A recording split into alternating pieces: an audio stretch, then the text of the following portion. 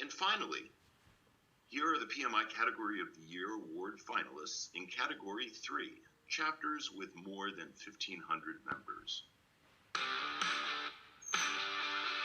PMI Dallas rallied members and volunteers to provide free programming and events, investing in members' professional development while creating an environment for people to simply get together, network, and have fun virtually in the middle of a pandemic. We're proud of the way the entire chapter came together to help each other. The chapter has demonstrated diversity, equality, inclusion through our monthly keynote speaker selection, volunteers, and board of directors. We proactively engaged in opportunities to help our members who lost their jobs during the pandemic, such as setting up unique new series of career events, which led to members landing new jobs even during the shutdown. During the crisis, we made sure all chapter members were aware of all the benefits and employment support available. Not just within the chapter, but also throughout the state and national programs.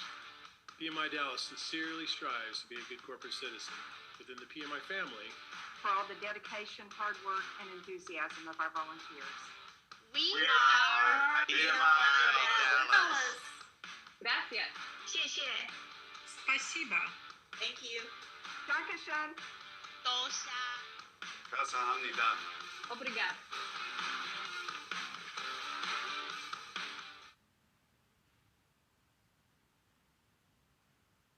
The PMI Northern Italy Chapter has continued to grow and maintain member retention through passion and professionalism. The virtues which in 2020 gave the chapter the strength, the resilience, and the pivotal ability to respond to the pandemic. When their territory was stricken down by the COVID, they were able to transform actions into reality, not only timely, but in 11 days into the first lockdown. Sustained by the strong territorial connection represented by the chapter and the surrounding chapters, they successfully transformed a constraint into an opportunity, implementing new and creative solutions, and engaged members in a virtual environment. While the main focus of the year has been on continuing to serve their members in a virtual environment, they also maintain a strong drive towards continuous improvement in the project management community. Many members have expressed a renewed sense of community from the Northern Italy chapter and the appreciation for being there when it was most needed. And the winner of the Chapter of the Year Award in Category 3 is the PMI Northern Italy Chapter. Accepting on behalf of the PMI Northern Italy Chapter is the Chapter Board. We are overwhelmed with gratitude to have been selected to receive the PMI Chapter of the Year Award for 2020, a year like no other.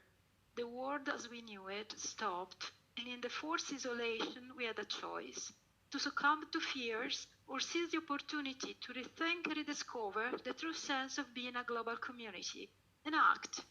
Act we did, and we are honored to be recognized for our passion and professionalism. There are many others who deserve to share this award with our chapter. I would personally like to thank all PMI staff for their unrelenting support, and the colleagues from all other chapters PMI-wide, and in particular the president of the Central and Southern Italy chapters.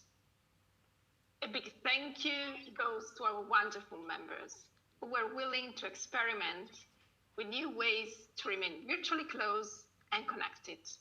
Their feedback encourage and empower us to do more and better. And many thanks to our branch directors who worked hard to create and deliver value with new formats and maintain a strong link with our territories in the new normal. A very special thanks to our volunteers who made all possible. They are the soul and the heart of our community. I would like to thank all our families for their support and patience They were our biggest source of energy and strength, the reason to never give up. Many thanks to all the speakers who shared their knowledge and contributed to the professional growth of our members.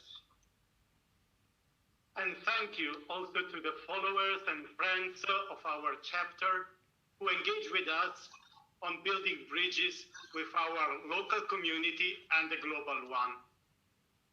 And thank you to all our stakeholders who participate in the life of the chapter, forming a vibrant and dynamic network. Grazie. Grazie. Grazie. Congratulations again to all the finalists and winners. As volunteers, you are truly the change makers that make ideas a reality. Thank you for your hard work and dedication to the profession and to the PMI organization. We couldn't be who we are without you.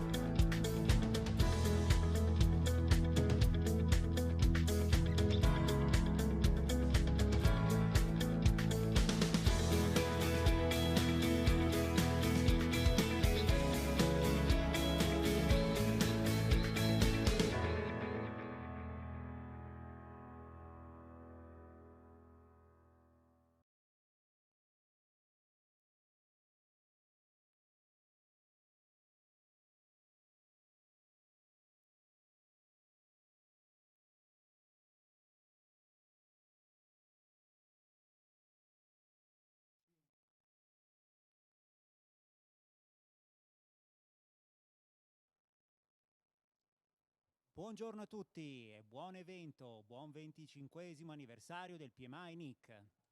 Siamo a Milano e stiamo festeggiando con voi.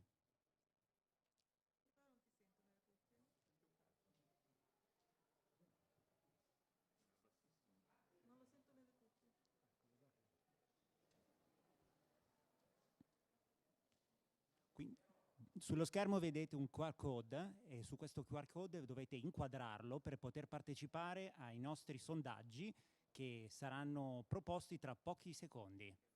Aspettiamo ancora qualche minuto che si connettano tutti i nostri viewer e potremo partire con i nostri sondaggi.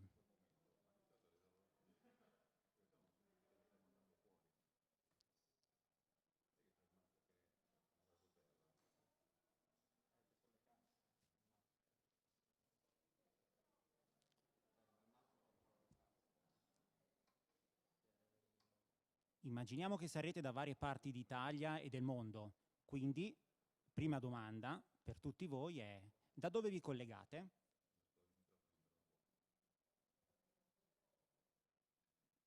Un minuto di tempo per rispondere, ma rispondeteci.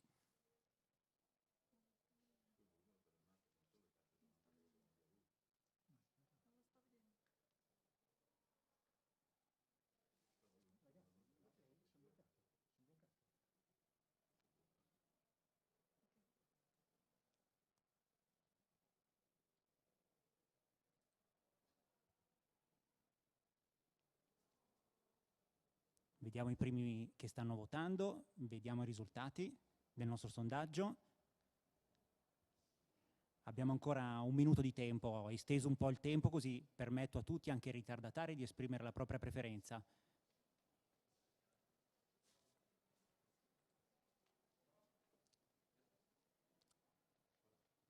Per chi si fosse connesso adesso, c'è la possibilità di partecipare ai nostri sondaggi su Mentimeter inquadrando con il QR code presente sullo schermo.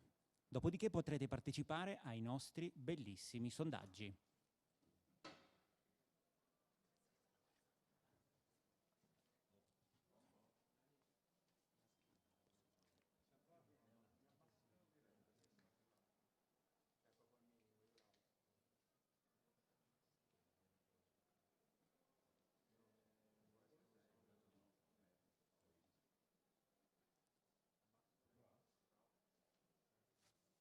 Vediamo che stanno arrivando tanti soci del PMI e quindi vi lasciamo ancora un attimo di tempo per poter rispondere al nostro sondaggio.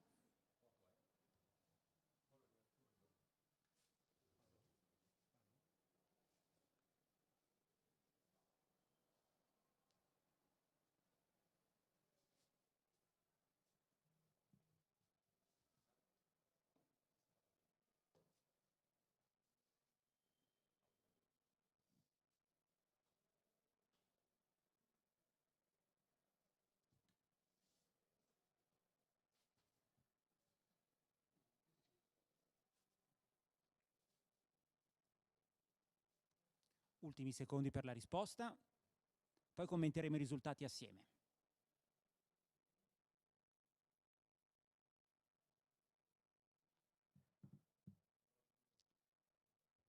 Perfetto.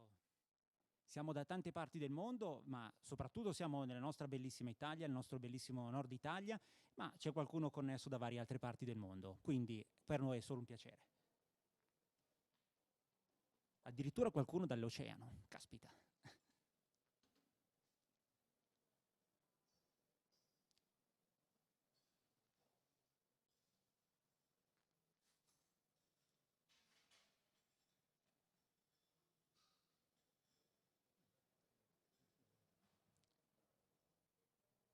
Per i ritardatari, ripeto, c'è la possibilità di partecipare al nostro sondaggio, ai nostri sondaggi appunto di PMI-NIC, e bisogna inquadrare appunto il codice. Intanto è partita la seconda domanda: cosa hai mangiato a pranzo? Allora, è una domanda molto simpatica per tutti voi perché siamo in un momento appunto post-prandiale e dobbiamo capire chi effettivamente è sveglio e chi ci vorrà ascoltare in tutto il nostro incontro. Beh, la pasta va per la maggiore.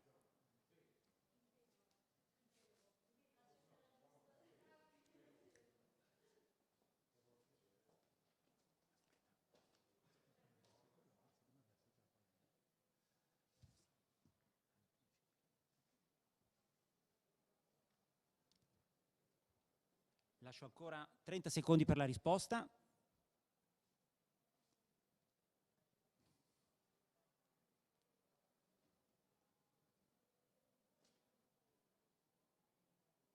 Sembrerebbe un plebiscito per la pasta. Pasta, spaghetti.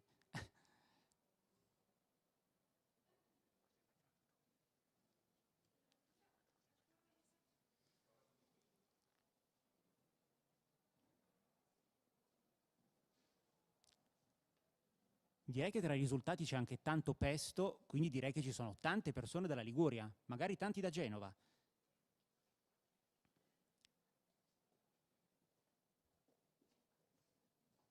Quindi maggioranza dei risultati è chiaramente per la pasta. Siamo in Italia e proprio l'amiamo moltissimo, però anche tanti che appunto stanno mangiando spaghetti, formaggio, minestra, e insomma molto variegato. Insalata, focaccia.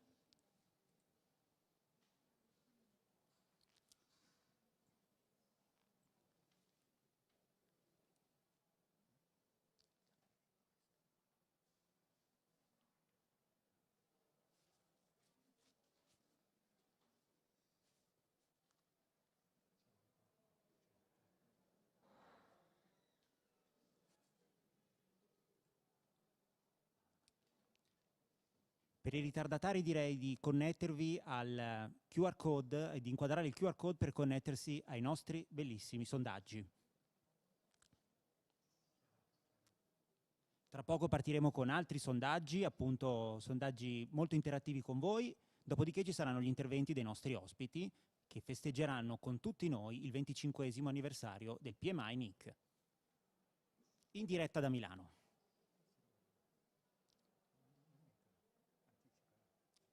Intanto inizio ad anticiparvi la terza domanda. Terza domanda riguarda il nostro chapter, un grande award per il nostro chapter.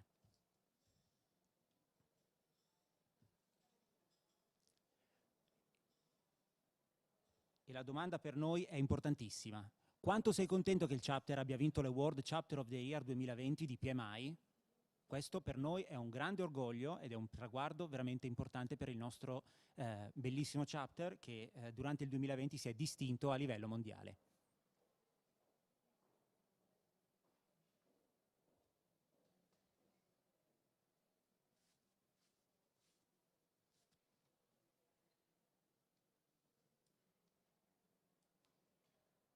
Vi lascio ancora circa un minuto per votare, per esprimere la vostra preferenza. Mi raccomando, spero che tutti siate molto, ma molto contenti di questa vittoria.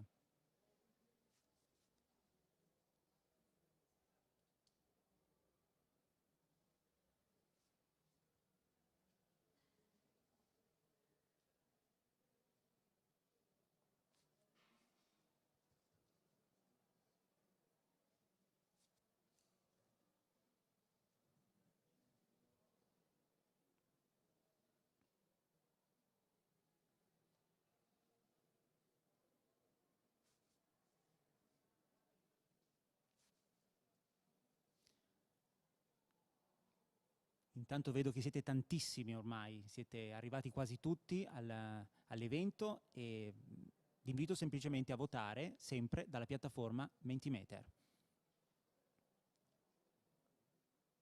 Quindi per votare dalla piattaforma Mentimeter si può o inquadrare il codice QR code che mostreremo nei prossimi minuti, oppure collegarsi direttamente al sito www.menti.com e inserire il codice 50662314.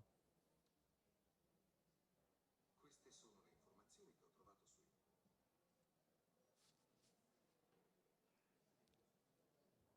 su. Vediamo i risultati. Beh, è un plebiscito. Siete tutti contentissimi del grande risultato del PMI, del nostro PMI-NIC, e veramente questo è un grande risultato di orgoglio. Siamo pieni di orgoglio di questo risultato.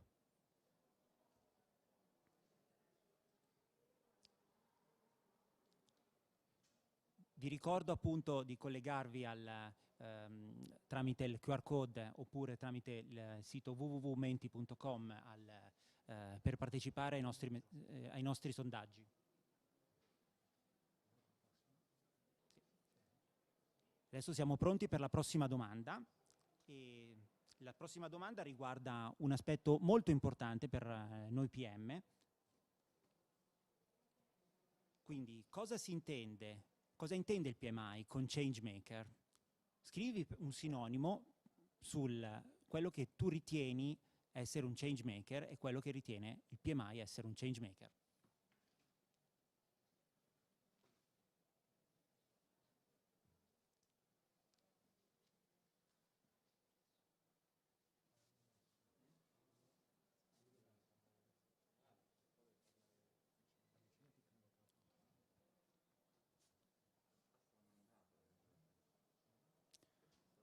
innovatore, leader, attore del cambiamento, persino influencer.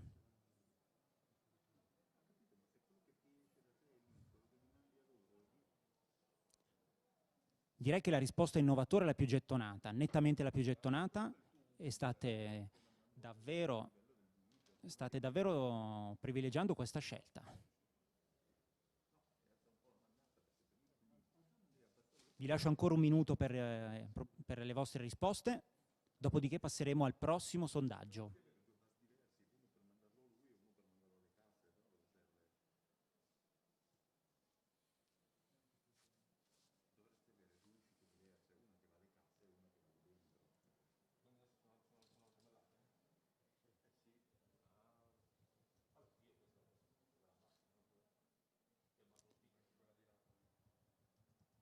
Mi piace molto la risposta visionario dell'innovazione. Bello, agente del cambiamento, attore del cambiamento, influencer molto gettonata, promotore del cambiamento.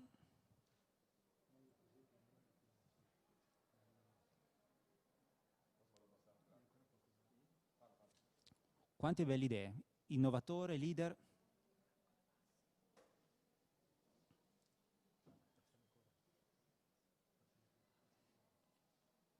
Change agent, creativo, guida del cambiamento, agevolatore del cambiamento, gestore del cambiamento. Beh, persino traghettatore.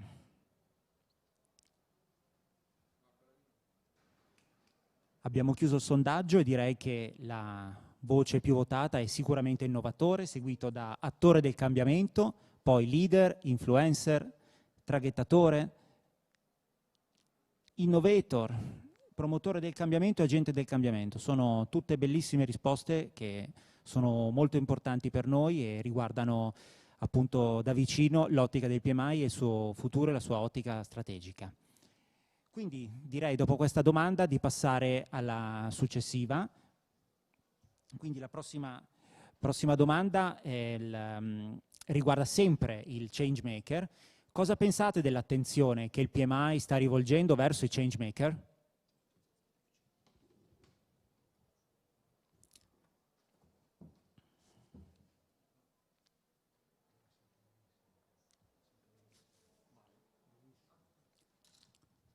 Ci sono 4 scelte. La prima scelta è il change maker, riguardo il change maker e la relazione col PMI.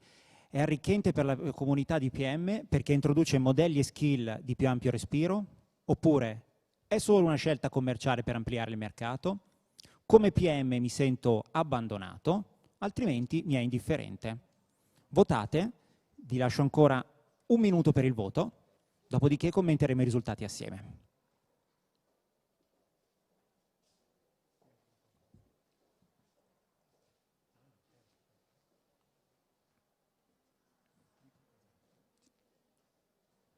Changemaker è una delle parole del giorno, è una delle parole che più sentiremo nei prossimi periodi quando parleremo con il PMI, quando sentiremo le call del PMI e parteciperemo agli eventi. È uno degli aspetti, quello del changemaker più importante per il futuro dell'organizzazione.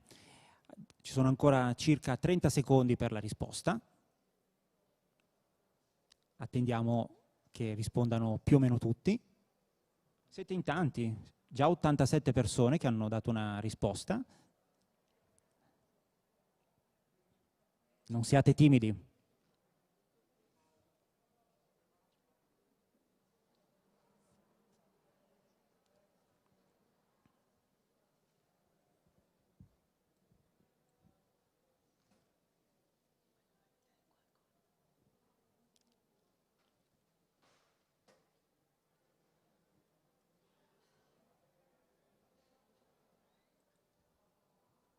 Quindi la maggior parte di voi, ben l'82%, anche qui si tratta di plebiscito, dice che la risposta principale è arricchente per la comunità di PM perché introduce modelli e skill di più ampio respiro. Grazie per il feedback. E ora vi mostreremo ancora il QR code per potersi connettere. Se magari qualcuno è arrivato in ritardo, vi ripeto, le modalità per connettersi ai nostri sondaggi e per partecipare sono o inquadrare il QR code con il vostro dispositivo, altrimenti digitare www.menti.com e inserire il codice visualizzato.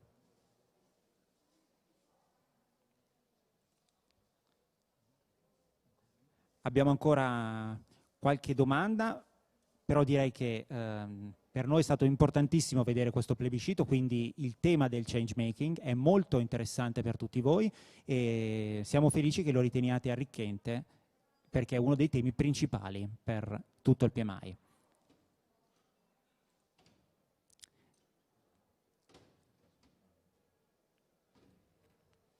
Ecco la prossima domanda. Quali sono i valori da coltivare nella comunità di PM, nei team di progetto, nelle aziende? In questa domanda vi viene richiesto di dare una graduatoria rispetto a questi 3 elementi, che sono inclusione, emancipazione femminile, sostenibilità. Scegliete qual è il valore più importante per voi, dopodiché mettete in fila anche gli altri.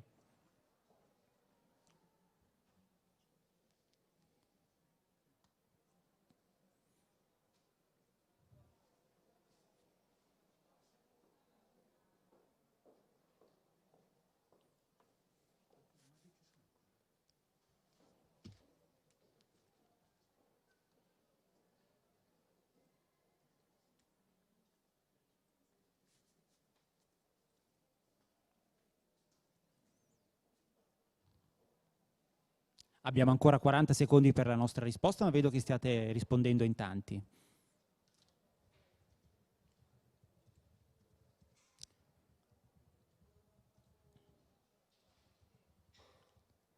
Potete sempre collegarvi tramite il QR code che abbiamo mostrato in precedenza, oppure tramite il sito www.menti.com e inserire il codice.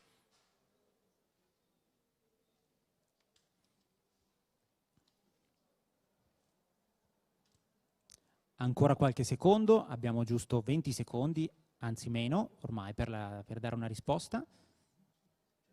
Cominciamo a vedere i risultati. State votando in tantissimi, questo ci fa estremo piacere.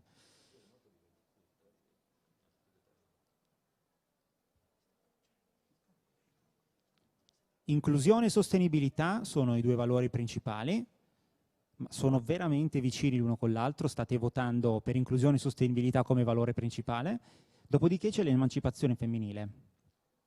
Questo appunto è il risultato del nostro sondaggio. Siete tantissimi. 125 votanti. Prossima domanda.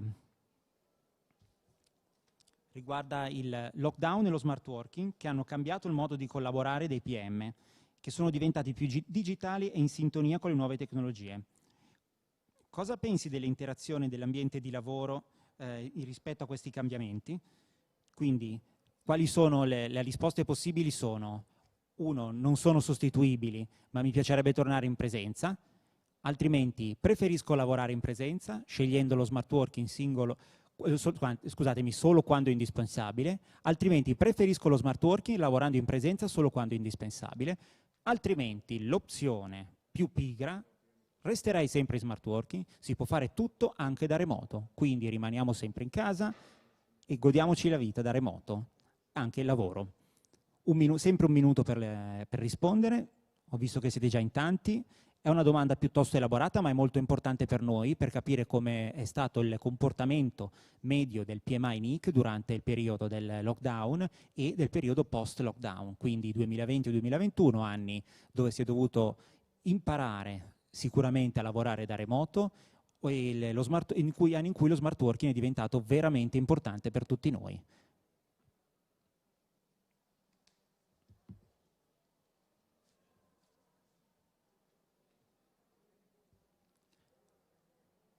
Ancora 35 secondi per la vostra risposta, siete già tantissimi, poi commenteremo i risultati.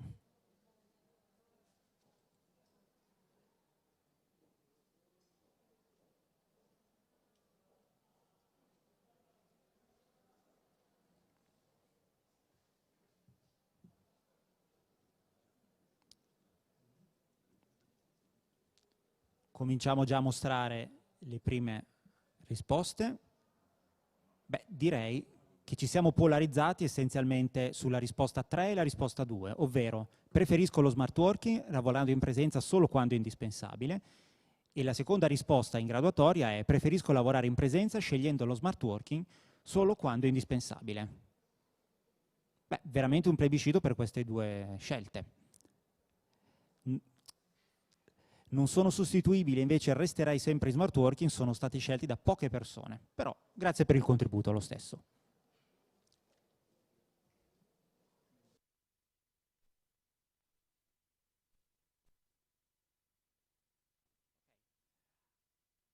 Abbiamo terminato.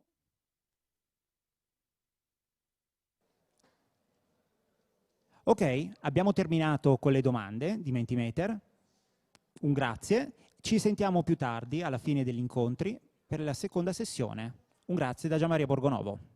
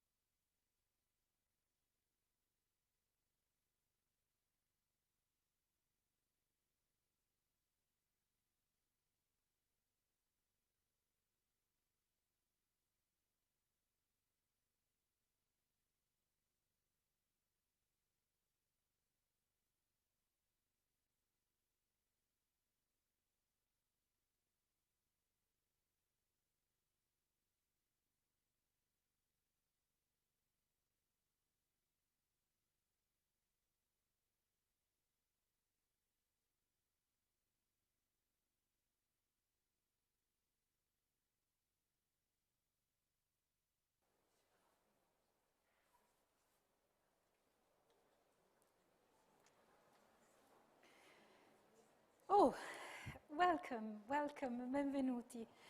Questo è un evento blended perché alcuni di noi sono qui in presenza dal Museo della Scienza, altri sono invece collegati via streaming. Blended perché sarà in italiano e in inglese, avremo dei relatori che parlano in italiano e dei relatori che parlano in inglese. Quindi per questa mia prima presentazione di benvenuto, io adesso passerò all'inglese, mentre le slide rimarranno in italiano. Welcome to all. This is a blended event. Some of us are here in person from the Museo della Scienza e della Tecnica in Milan. Some of us are from all over the world, so it's nice to have you here. It will be blended also because some of the presentations will be in Italian, some will be in English. This presentation is mixed, blend as well, because I will be speaking in English, but the slides will be in Italian. We hope this way to accommodate the linguistic needs of everybody. Let's start with a word which is very close to the Northern Italy Chapter, history and values, passion. The Greek root of the word means what I experiment, is path, what I experiment. So it's about all the different kinds of feelings and experiences and facts that concern our life. And every time we follow our passion, we become richer and give new meaning to this word. I like to think, I know some of the people that founded the chapter, and by the way, some of them could not be here today, but they send their greetings, like Professor Mufato was the first president. Some of them are no longer with us, but are with us in our heart.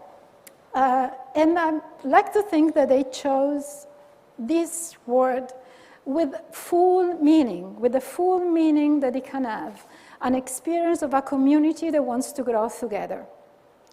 The other word that we chose is professionality as our motto, which comes from Latin this time.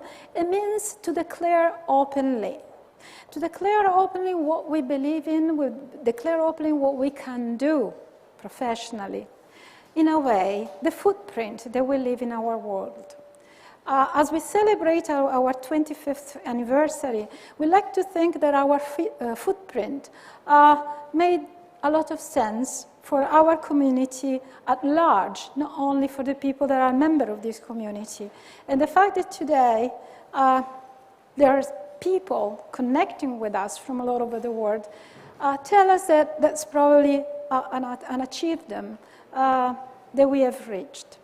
For that reason, as we celebrate, when we decided how we wanted to celebrate our 25th anniversary, we decided it was a time to think even larger, even beyond of our community, and think of our planet.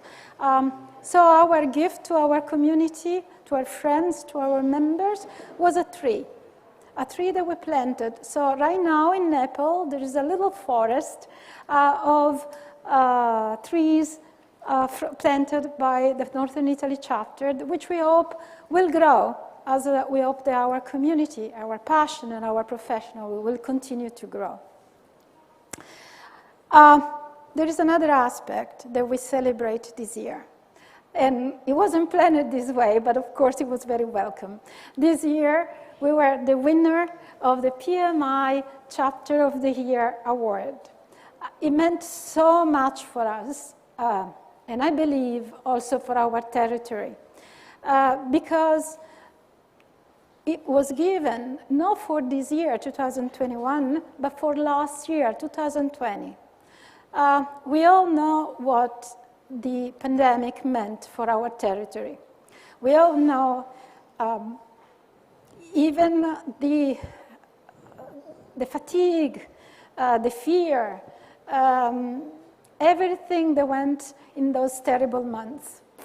But one of the reasons that was given for the award is that in only 11 days, we were able to go forward with our community and start with new type of events to stay close, to continue to provide service to our member. And we are very, very proud of it. We, as the board of directors of PMI, as the branch directors, as all the volunteers of the Northern Italy Chapter, which we call NIC for short. It couldn't have been anything better than this to celebrate our 25th anniversary. We couldn't have asked for anything better, so thank you also PMI and the Chapter Award Committee that chose us. Today, I have a few housekeeping things to tell you. So there will be times, as you can expect in a streaming, live streaming, we have very tight times which we need to respect. Therefore, there will be time for the question and answer only at the end of the presentation, not during. You can ask the question via chat, YouTube chat, if you are in streaming. You can ask them from the audience here. Just raise your hand and someone will come with a mic. For those that are connected in streaming, you can write them when you want, and we will collect them and ask them at the end. For the people in the audience, please wait until the speaker has ended the presentation, and we are in the Q&A session. Please, if the presentation is in Italian, ask question in Italian. If the presentation is in English, ask the question in English. We will use the native language of the speaker, just to make things easier for everybody. For those of you that have registered with your ID number, you will get your valuable PDUs automatically in the time that we as volunteers need to have in order to organize everything. At the end, as Gian Maria told you before, there will be another Mentimeter with your feedback, which is extremely important for all of us. Okay? I don't have a question, so I'll just go ahead, and I'll go ahead in presenting our first two speakers. There's really not much to say about them because their names and their role tells all there is to say. Mike Del Prisco is the Chief Operating Officer of PMI, has been for many years. And Ashwini Baksky is the Managing Director for Europe and Sub-Saharan Africa. And they will have a dialogue between themselves among the most important topics for our profession right now. So they will talk about the future of projects. At the end, they will be open to questions from both the streaming and the audience here with me. Thank you so much again for being here today, and we'll go with Mike and Ashwini.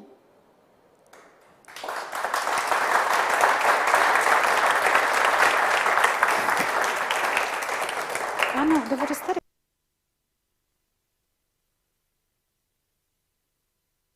Hi, Mike, and welcome everybody to this fireside chat with Mike, COO and acting CEO of PMI. Hi, Mike. Hi, Ashwini. Hello, everyone. It is great to be here. I'm looking forward to our conversation today. Fantastic. What a great opportunity to be here having this chat at the Northern Italy Chapter's 25th anniversary celebrations. A momentous occasion indeed. Yes, I would like to extend my congratulations to the chapter as well. I've had the opportunity over my 9 years with PMI to meet many members and always had a great time interacting with the members of the Northern Italy chapter, and really a group of passionate, dedicated volunteers, project professionals, really working hard to advance the profession and to help advocate for the impact that projects and programs have all over the world. So great to be here, and glad, Ashwini, that we get to do this fireside chat. Great, Mike, and with an equal word of congratulations and welcome and thank you to everybody in the audience, to the volunteers, to chapter leaders. Let's dive in, and let's start with change makers, Mike. It seems to be a natural evolution of the project management role to become a change maker, to blend and enhance skill sets and capabilities and different models. Now, how much project management, as we know it today, do you think will be needed to be a successful change maker? Well, I love this question because it's certainly something that we've heard from our community, from our members, credential holders, volunteers. As we've introduced our new growth strategy, change makers is something that we're starting to talk more and more about. And, from PMI's perspective, there's never been a better time to work in the industry of managing projects. We are in a project world. Some of the biggest problems that our world is facing is going to be solved through projects and programs. Whether it's the pandemic, whether it's climate change, infrastructure, clean water, and so forth. So, it's crucial that individuals are learning effective project skills in order to successfully deliver value for their organizations and to deliver the change that those organizations need. So from our perspective, a change maker is someone that may not identify as a project manager, but nevertheless relies on project skills to get their work done. They may sit in human resources, they may sit in finance, they may sit in legal, in the marketing department, but the one commonality they all have is they need to leverage projects to get their work done. And this is really where it gets very exciting, I think, for PMI and our entire ecosystem, because by reaching out and expanding our reach to this change maker audience, we can make a bigger impact. We can invite these individuals into our ecosystem and share all the great things that we're doing within PMI. So, you know, again, the more relevant, the more value that we can demonstrate to the market about project management, I think the better positioned our project professionals are, you know, to have a seat at the table, to be seen as a key solution to the problems facing the world. Thank you, Mike. And that rings so true. And in fact, our own research into adaptive organizations, agile organizations, particularly those who've done well in tough times like the pandemic, reveals that organizations succeed because they are built up of change makers, people who, regardless of their role, take responsibility to step up and build the skills that the moment needs and to deploy those skills to create impact, to create change, to make a positive contribution. So that is absolutely spot on. If you think about the fact that given we are gradually coming out of the pandemic, organizations are still looking for project managers, and we believe, in fact, that there will be many project managers who will continue to be playing that role well into the future. That of project managers, our Talent Gap report, for example, points that out as well. Will PMI continue to support them, and how? Yeah. Now, I'm so glad you mentioned the Talent Gap study, because it is something that we've been doing over the years. And the prospects for project professionals continues to be very, very bright. 25 million, as you said, 25 million new project professional roles between now and 2030. Again, I think PMI and our members and credential holders and volunteers are really well positioned to answer the call for that demand, for that need. But certainly, the fact that PMI has embarked on a new growth strategy, the fact that we're expanding our reach to change makers does not mean we're leaving our core behind. In fact, it's the complete opposite. Our core project professional community remains at the heart of who we are as an organization, and we will continue to focus on serving that community with products, with solutions, with tools, with experiences that allow those individuals to continue to deliver value for their organizations, to continue to get better through upskilling and reskilling and so forth. And if I may, I can share with you a couple of examples. In January, as many folks know, January 2021, we introduced the new PMP. We, over the years, have updated the PMP, and 2021 was an opportunity for us to push a new PMP into the market. The PMP is the gold standard for the profession. It's our flagship product. It's something that we continue to invest in heavily.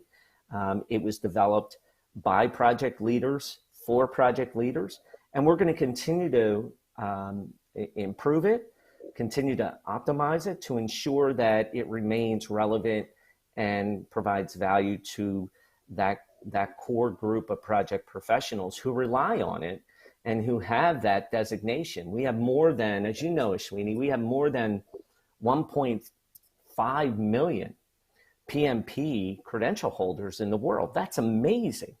And, you know, that says a lot about our organization, the breadth, the experience, our reach, what a PMP means in the world. And we want to really ensure that we're doing everything we can from PMI's perspective to maintain that credential and to maintain the rigor and the standard behind it. But in addition to that, we're introducing many new products And a lot of these new products are really designed for our core project professional community. Think of the PMBOK Guide 7th edition was just released. A completely new approach to standards, going from a process-oriented standard to a principles-based standard. In addition to that, we introduced Standards Plus, which is a digital tool that brings that concepts and tools and techniques and templates that are embedded within the PMBOK to life in the form of consumable content, templates, things that individuals can use day in and day out in their job. And we continue to refresh certifications like the Risk Management Professional, the CAPM. We just introduced a new certification called PM Ready, which is designed for youth ages 15 to 18. So we're trying to really extend, the importance of and communicate the importance of project management at an early age, so that we're developing these future project professionals that are going to help lead us into the future. So a lot going on there, but yes, we're absolutely remain committed to that core community. And I'm glad you mentioned that word core, Mike, because that is so strong, isn't it? I recall discussing with a large European technology player, and I actually asked them, and this was several months ago, and I said, why PMI? Why do you turn to PMI for your capabilities? And they said, look, it's very simple. It's your quality and it's your rigor. When we work with PMI, we know we are getting rigorous, quality assured capabilities that we can trust. We don't need to worry about it anymore. And to me, that was such a strong validation of what we do. We set high standards and we maintain those standards and validate processes and people and organizations against that. And in a fairly volatile world, I think that's something that people look to and turn to be secure, to feel safe, and to be able to make the, Yeah, I think it gives them a sense of confidence, right? Confidence That's it. In that, the trust that they have placed in PMI. They can be confident that they've made a good decision. The investment that they made in upskilling and furthering their capabilities is something that they can rely on, given our reach and our history. 50 years, Ashwini, as you know, 50 years, PMI, has been, engaged in advocating for the profession. In fact, we invented the profession, right? 50 years ago, it didn't exist. And, when I say we, I mean collectively we, everyone that is part of PMI, our volunteers, our chapters, our organization partners, our subject matter experts, the people that we leverage to help us create all these great products and standards and tools and certifications. We collectively have created a profession, and there's no other organization on the planet, I think, that can claim that. So it's really exciting. Obviously, I can go on and on. I'm passionate about it, but yeah. So I agree with everything you're saying there. No, great, Mike. Maybe turning to a slightly technical matter. So there is a lot of talk about hybrid project management, an approach that increasingly many companies, many organizations prioritize. What's PMI's vision for hybrid approaches that would blend and combine predictive and agile? Yeah, I'm glad you asked that question, because I think our point of view has really changed over the years. When I started at PMI 9 years ago, we were primarily traditional predictive project management. We were just starting to dip our toe into the agile waters. And quite frankly, we received criticism from our community to say, hey, you need to be thinking bigger. There's different ways that work is getting done. And, I'm counting on PMI to help me develop those skills and capabilities to remain relevant as the world changes, as the market changes, as the uncertainty and complexities of the world get bigger and bigger. So we've really shifted within the last 5, 6, 7 years our approach to providing project professionals with as many tools as needed for their tool belt, right? For their toolkit. So for me, and for my colleagues, it's about choosing the right tool for the right project to get to the right outcome. And the more methodologies, approaches, different ways of working that our members and credential holders have, the better they are going to be able to provide value to their organizations. And PMI is only successful if our members and our volunteers and our credential holders are successful and the organizations in which they work for are successful. So, for us, it's about creating new products and solutions, and many of those new products and solutions that you're seeing in the market coming from PMI are designed to do just that, to help expand your tool belt and give you more options to choose from to address the unique and complex ways of working, depending on, the organization in which you work. So citizen developers about leveraging no-code and low-code platforms to get work done. Disciplined Agile, of course, is a toolkit to optimize and maximize your Agile ways of working. Wicked problem solving is around leveraging design thinking and creative problem solving to get work done. So all of this, from our perspective, is part of the story about, being good at your job, working smarter, and leveraging the best approaches and methodologies out there to deliver value. And traditional project management is still something that's used. It's relevant, it's valid, but there's other forms of other approaches and other ways of working that are just as effective. No, great, fantastic, Mike, absolutely. And a nice complementing question next, which has to do with people and things that surround the whole activity of projects and getting things done on time and on cost. And this is about the values that PMI will look to actively reinforce or enforce to guide project managers and change makers in the next few years. So, with regard to things like inclusion or women empowerment, sustainability, please talk to us a little bit about that, Mike. Sure. Yeah, no question. I think, when I think about PMI and the values that have been the cornerstone of who we are as an organization, I think about values that were developed 10 plus years ago by our volunteer community. Values around the importance of giving back to your community, of acting with a high degree of ethics and integrity, of recognizing and celebrating differences and diversity. And, those values are so relevant for today. When you think of what's going on in the world, the type of civil unrest that we're seeing in different parts of the world, hostility and things of that nature, I mean, it's more important than ever that, we're really focusing in on and talking about the need to be more inclusive, to be more equitable in how we work and the ways in which we work. So over the last couple of years and for the past 2 years, PMI has been really focused around impact and looking for ways in which we can make a bigger impact in the world and with some of these big challenges happening in the world. And we partnered with the UN, and we're working with the UN and their 17 Sustainable Development Goals to put out a call for action within our community and to ask our community in joining us in achieving a goal of 100,000 hours of service by the end of 2021. And I know the Northern Italy chapter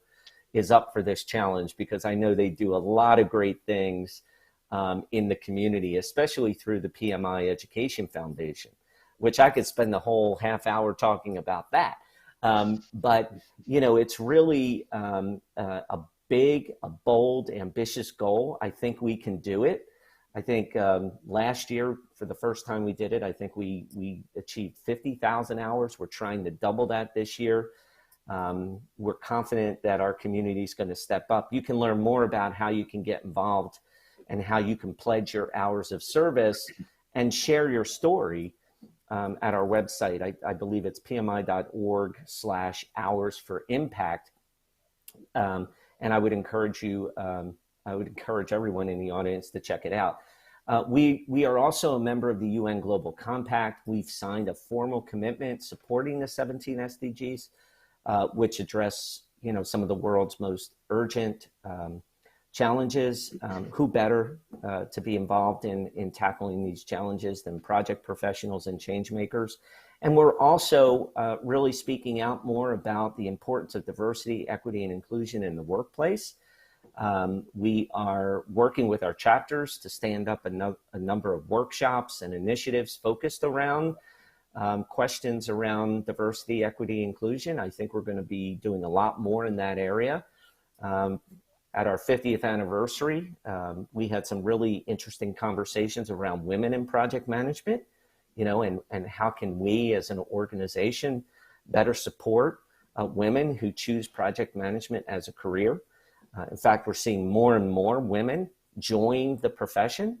We're seeing it in our membership. We're seeing it in our leadership positions. We're seeing it all over the world. So it's an exciting time. So we're pleased to be involved in it. We think we have a lot of important things to say on the topic, and we would love to engage our chapter communities in helping us in those endeavors. Indeed, Mike. Personally, it seems to me that as a professional association, and as I talk to several chapter leaders and members, the word family keeps coming up as regards the PMI community. So to me, it seems that belonging and values and inclusion are inherent to our identity. And that's a very, very strong value that I think we don't even have to enforce. It's in our DNA. Yeah. It comes out in every interaction that we undertake. So great. Ashwini, Ashwini, I remember, sorry to interrupt you. It's a fireside chat though. It's a fireside chat. I remember when you joined PMI, and, you were assuming the first ever, managing director role for us in Europe. And we were so excited to have you on board. And I remember having a conversation with you, and I said, the European region is an amazing region. The diversity of the region, the passion, the commitment, the enthusiasm is unlike anything else around the world. I said, but they will challenge you, right? They're going to push to get better and to leverage you and your team to find ways to improve and optimize the work that we're doing in the world. And I think it was during that conversation that we also talked about the family nature of PMI. And I know that you've experienced that firsthand. And, I wanted to take this opportunity to say, to you and your team, you guys have done a tremendous job. And I'm sure all of our chapters, including the Northern Italian chapter, recognize that you are really there to support them. And you're really working day in and day out to help drive greater impact for the profession. So I just wanted to give you that shout out during this fireside chat. Thank you, Mike. I'll make sure that the team hears about it as well, and obviously to Juicy and the team of leaders and passionate volunteers at the Northern Italy chapter as well. A big thank you. And indeed, we are kept sharp and stimulated by the chapters, as it should be, as we should be. Yep. Great. Another subject that is quite hot at the moment out there are PMOs. An important and often critical part of change, of successfully adopting and growing the building, coaching, helping to plan, prioritize, and get work done. And we actually see, Ashwini, in our Pulse of the Profession research, we've seen that organizations that do really well at implementing projects and programs have a PMO that's very much integrated into the culture of that organization. They have high visibility. They have decision-making accountability. They have a seat at the table. and they're really aligned with the overall strategy of the organization. And what they're aiming to do in everything that they're working on relative to projects and programs is to help the organization achieve its most important strategic objectives. And I think the difference between PMOs that do well and the PMOs that struggle is that the PMOs that do well really keep the big picture in mind. They're collaborative, they are visible, they really act as a steward for good practice, for good ways of working, and they challenge the organization to get better. So I think that we as an organization, we publish a lot of research and white papers and articles on PMO. And we also host a number of events. The PMO Symposium was one of our big events. It was canceled last year because of the pandemic, but we are looking to bring that back in 2022. And I know there's a lot of interesting things happening in the regions as well around PMOs. So, I think you'll continue to see more out of PMI in that area. And we just recognized the PMO of the Year award. We give out an award to the outstanding PMO of the year, and the name escapes me, the winner this year. So I'm sorry about that. But I can only underline what you said, Mike, and I want to illustrate that with an example. Actually, one of the subjects that is in the air at the moment in Europe is ESG and sustainability, and I was doing some research around what do we have as PMI, and my first port of call is PMI.org, and just the extent and the spectrum of knowledge there, and I don't mean just knowledge, but usable knowledge is impressive. And I found, in fact, a very impressive, well-researched playbook for sustainability projects. These are the challenges you can expect. Here's what the challenges mean, and here are some of the strategies that you can adopt. And that knowledge is there for all of us to use. So you spoke earlier, Mike, about wanting to become the Google or the Wikipedia of project management, and I would humbly submit that we already are. It's truly impressive what we have on the truck already. Great. Mike, we are rolling towards the last question here on this chat. It's been a great chat, but it's got to conclude. And another interesting question, really, and this is about the needs of small and medium-sized companies. Now, in the Italian context, but also in the European context, there are many of those, a significant segment. How does PMI consider the needs of this set of stakeholders? Yeah, I think that's great. And it's really, to your point, it's contextualized to your region and to Italy in particular. Our position is that virtually any organization can benefit from implementing best practices in effective project management. But it's really about understanding your context and then choosing the right approach or methodology for your context and tailoring it to meet your unique needs. In fact, that concept is what we preach in Disciplined Agile, quite frankly, because where oftentimes some methodologies and frameworks fail is that they're too prescriptive. And we try to force fit. Some organizations try to force fit their methodology or framework or solution onto an organization. And what we say in Disciplined Agile is that doesn't make any sense, right? You need to understand your context, your environment, the industry in which you work in, your people, and then choose the right approach for that particular context and modify as needed to get to the outcomes that you're trying to get to. So our Disciplined Agile toolkit does just that, right? So if you're sitting there struggling in your organization with some type of prescriptive model that just doesn't fit right, you may want to check out Disciplined Agile. That might be able to help you. In addition, we are introducing new products that are right-sized for any size organization. I talked a little bit about Citizen Developer. I talked a little bit about wicked problem solving, right? These are effective solutions that are appropriate for smaller organizations, but they can also scale to larger organizations as well.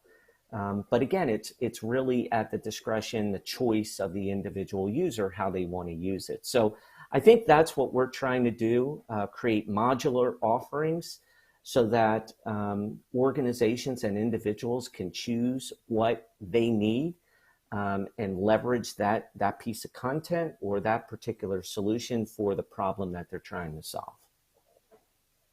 Fantastic. Mike, that was great. Unfortunately, we've come to the end of our chat. That was in terms of insights and energy and your passion and support for Europe, for Italy, for the Northern Italy chapter. Thank you very much. I hope everybody who's been listening and watching have enjoyed this as well. And we wish you a good rest of the session. Thank you, everyone. And I think actually, thank you, Ashwini. And I think we're now going to open it up to some Q&A as well. So I'm looking forward to that. Good to go. Good to go. There we go. Okay. Thank you.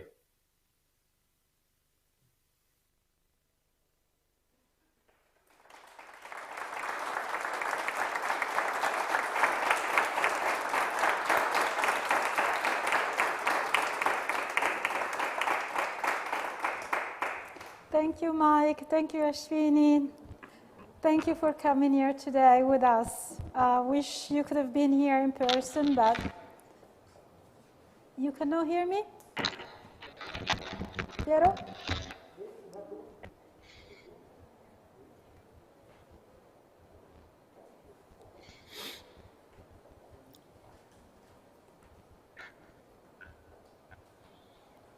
Can you hear me now? No.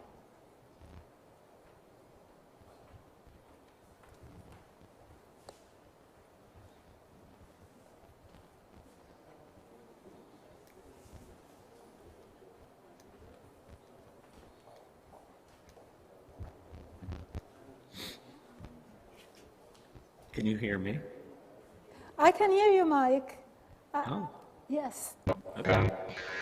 I can't hear anyone else. Okay. Oh my gosh. Okay. Just a second.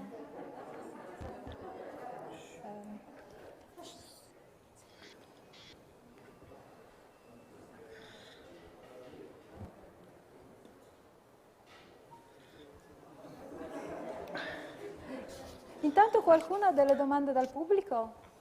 Così ci prepariamo nel caso. Possiamo farlo in italiano? Dovrebbero essere in inglese. Dai, pensaci un attimo. Francesco, ok. Chi è che ha il microfono? Perché poi c'è una domanda. Così iniziamo dal...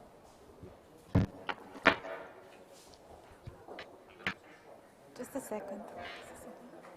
We'll be there. A second.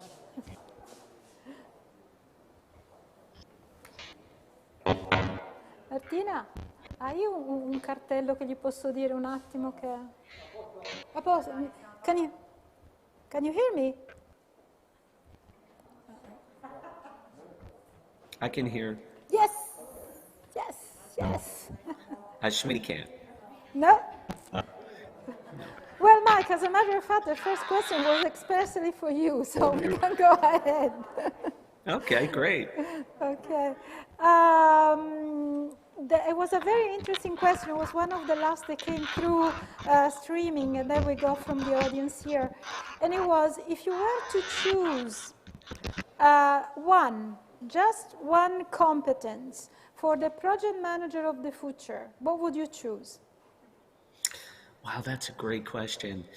I would say collaborative leadership.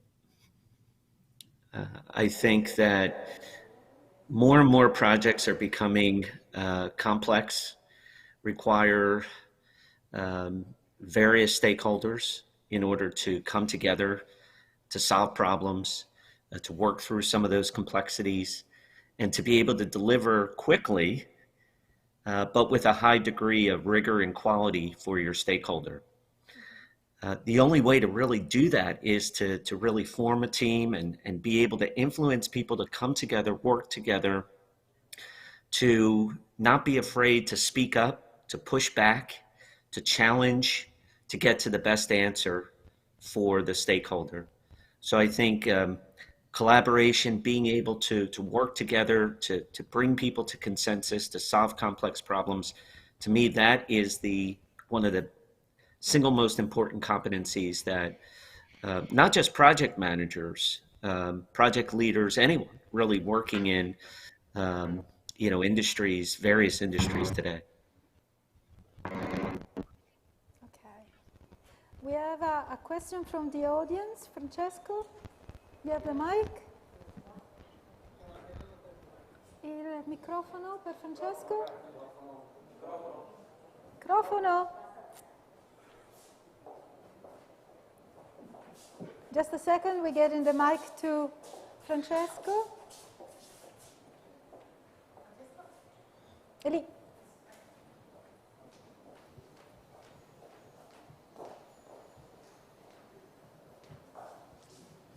Thank you. Good morning, Michael. Good afternoon, Ashwini. This is Francesco.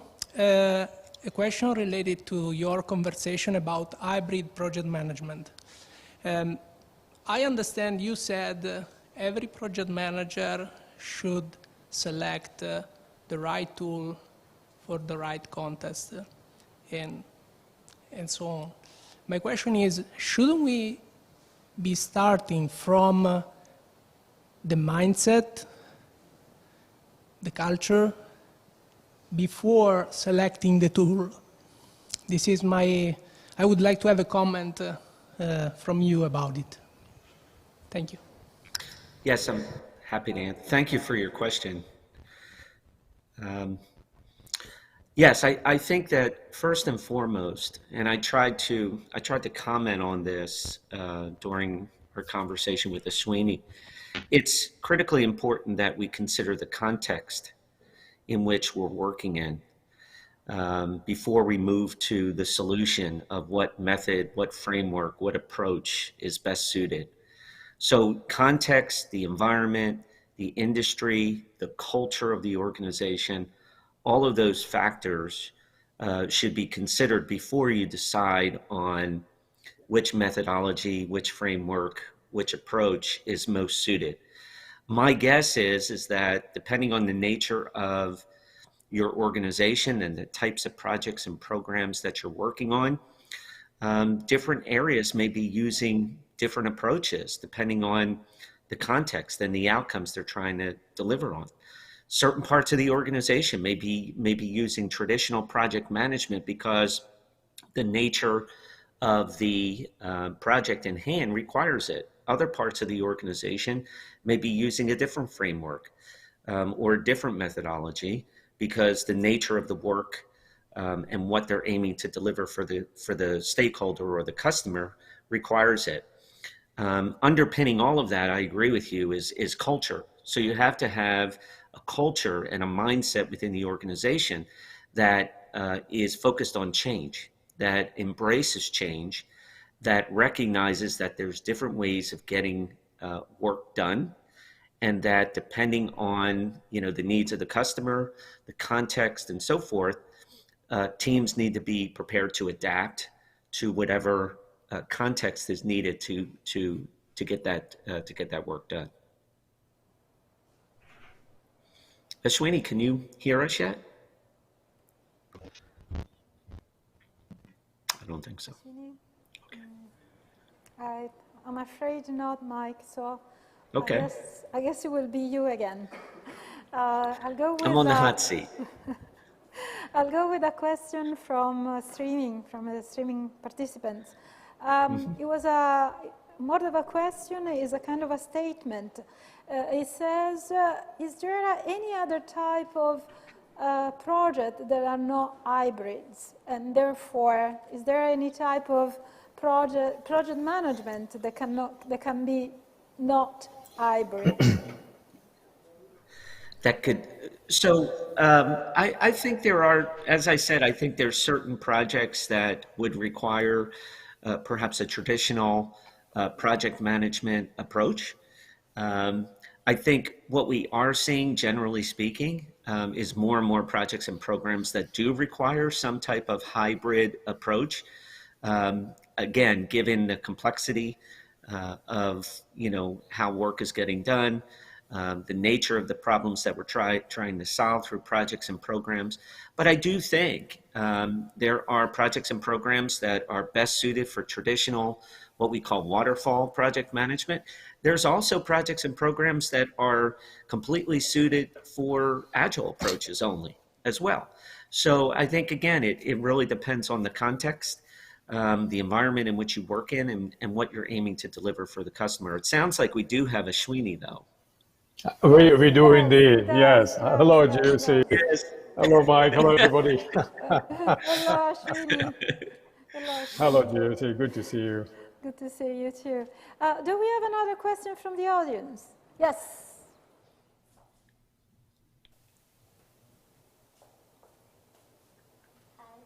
Anna Maria Felici from Central Italy Chapter.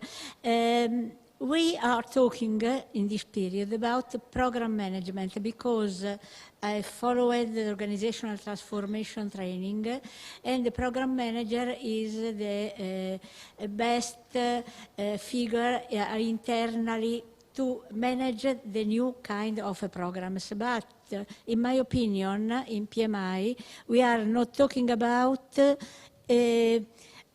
of the new transformation of the program manager. The question is, what is the thinking of PMI about the new standard of program management? Okay. Mike, you want me to Ashwini, go? Or? Why don't you, Ashwini, why don't you kick it off, and I can add if needed. Hello, Anna Maria. Good to see you, and looking forward to interactions later in November as well. It's a great question, and in fact, in Europe, we get a lot of this at the moment, not just program management, but technical program management, which is a variant of this, and technical product-oriented organizations particularly are looking at this. You are also right that as PMI, we don't necessarily have as well developed a set of offerings on program management as we would perhaps like to have. Nevertheless, there are two initiatives concrete initiatives that we would point to. So there is something in our DA portfolio, and I'd be happy offline to send you some more information on that. Something we've been sharing with people like Lego, for example, which talks about program management, and there is a rich vein of knowledge that exists there. The second one is, with some of these areas that are emerging a lot more quickly, moving a lot more faster, we are using something new that we are introducing now called the Masterclass series.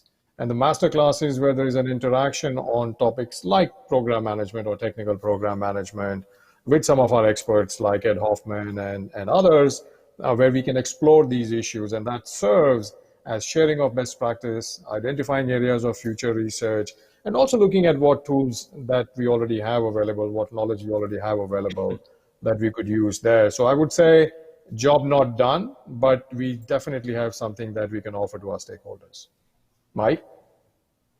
I think it's a great question. And I was happy to hear that organization transformation was called out because it is something that we're excited about as a new offering. Within PMI, we just introduced a series of courses and micro-credentials around organization transformation, which of course, we know that all transformation, all change happens through major projects and programs. So competencies that, competencies around transformation certainly overlap with the competencies that we would expect program managers to have. In addition to that, we do expect in 2022 to refresh and update our program management certification. So you can expect to see a reimagined program management certification that's aligned with the needs of practitioners and leaders today. We have several questions from YouTube. There are two which are related. which refer to the kind of request, so the competence gap, the kind of requests that we find for project manager, and in particular those that we can see on, for example, on the social like LinkedIn. And the question is about basically what you think if you see them, of those requests, because they seem to be a little bit vague on what a project manager role is really about, or what a project manager does. Sometimes they ask for technical expertise. Third time they ask for accounting expertise. So it's not clear what they're looking for. Is that your own experience, something that you have noticed? Is this something the PMI can do about it? I'm happy to take a shot at this, Ashwini, and if you want to add in, fine. I think that, I mentioned this in the conversation that we were having just a few minutes ago, that 50 years ago, project management as a discipline didn't exist. PMI, working together with our volunteers and our subject matter experts and organization leaders around the world, defined the profession of project management. And what I have found is that, there are still, despite the major progress that we've made, there are still a fair number of individuals out there that truly do not understand what the profession of project management really is all about and what's required to ensure that standards, rigor, quality, effective communication, stakeholder management are key components of how work gets done. And it's one of the reasons why our growth strategy is focused on expanding our reach, expanding our influence to individuals outside of traditional project management roles, to roles like marketing and HR and finance, accounting, to help them understand that managing projects is a profession. There is a right way to do it. And PMI, the individuals that created the profession, we have a lot of tools and resources that can help these individuals gain that basic knowledge and understanding so that they can do it the right way. So it's something that we have to continuously talk about and advocate for. Certainly, I don't have to tell you that. You're doing it every day in your organizations, but it's certainly something that we're aiming to do at a broad level by reaching out to this broader group of what we're calling change makers. I don't know if Sweeney, you had anything more to add to that. Yeah, no, Mike, that's perfect. That's perfect. I mean, of course, in a way, the art and science and craft of getting a job done on time within the cost that you foresaw, with the specifications that you got, managing risk, managing stakeholders, that is never going to change. That is the core. But given the world that we live in, I heard an excellent definition, what I considered an excellent definition of project management the other day, and which is that project management today is about delivering complex change. So between the as-is and the to-be, there is a theory of change in a way that brings diverse parts of the value chain together. Now think about that. That is so powerful. It's about change management. It's about collaboration. It's about the entirety of the value chain. So if you're running an ESG project, you are not going to be confined to the boundaries of your own organization. You'll have many, many stakeholders.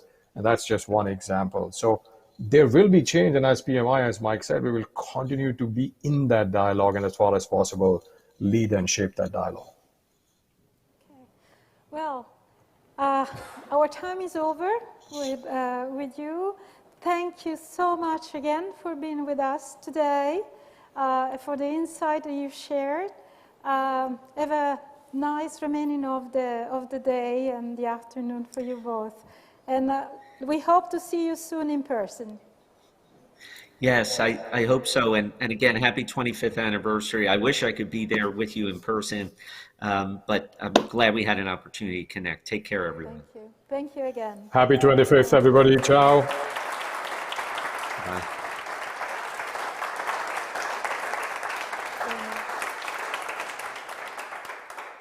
Si alternano con me sul palco anche colleghi del presente e del passato, Stefano e Paolo.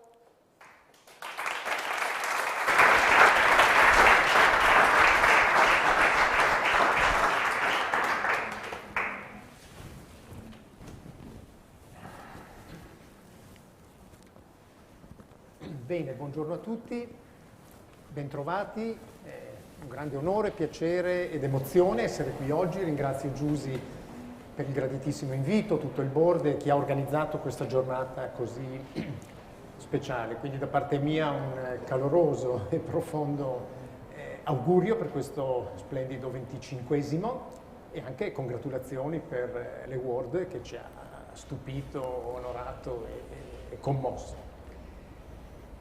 È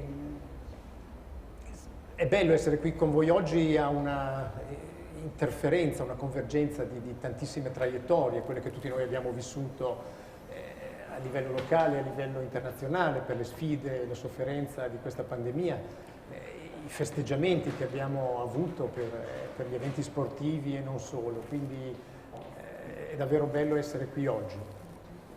Giusy ha aperto con le due parole a cui siamo così affezionati, passione e professionalità, e quindi è proprio una bella opportunità per riprenderle, rivitalizzarle e rilanciarle in avanti, che è quello che ci interessa. Ed è anche bello fare questo con degli ospiti notevoli che ci aiutano ad illuminare e a riflettere su questa congiuntura, su questo futuro. Cosa dici, Paolo? Assolutamente sì, quindi direi di introdurre il professor Vittorio Marchis, se vuole raggiungerci qui sul palco, così... Facciamo un applauso. Grazie, professore.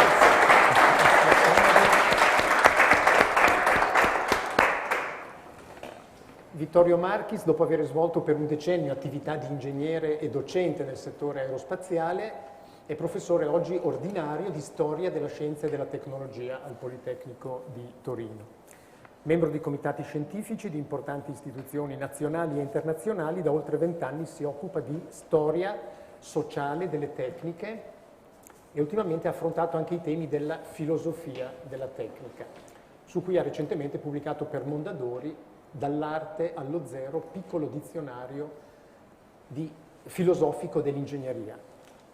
È inoltre autore di centinaia di saggi scientifici e decine di volumi, collabora a programmi televisivi e radiofonici delle emittenti nazionali. Filosofia e ingegneria. Oggi qui, diciamo, in questo tempio della storia della tecnologia, con la sua presentazione, il professore ci appunto porterà attraverso la storia dell'innovazione, della tecnologia e quindi nel cuore di quello che è il project management che ben conosciamo, insomma. Prego, professore. Grazie. Penso che tutto possa iniziare. Io ho preparato una presentazione in PowerPoint che adesso verrà poi trasmessa sullo schermo. Però mentre sentivo gli interventi che mi hanno preceduto, mentre preparavo gli ultimi momenti di questo mio intervento, vorrei lanciare due messaggi perché sono poi i messaggi più immediati, più importanti, che poi lasciano il segno. Questi messaggi vorrei anche, di solito, prima della pandemia, solito concretizzarli anche con quella che è una memoria materiale, cioè io sono abituato a fare le lezioni, ho tenuto per molti anni anche un corso di storia delle cose, un'antropologia della tecnica, e facevo circolare tra i miei studenti anche degli oggetti, perché la conoscenza non è soltanto una conoscenza virtuale, una conoscenza soft, ma anche una conoscenza hard, una conoscenza pesante.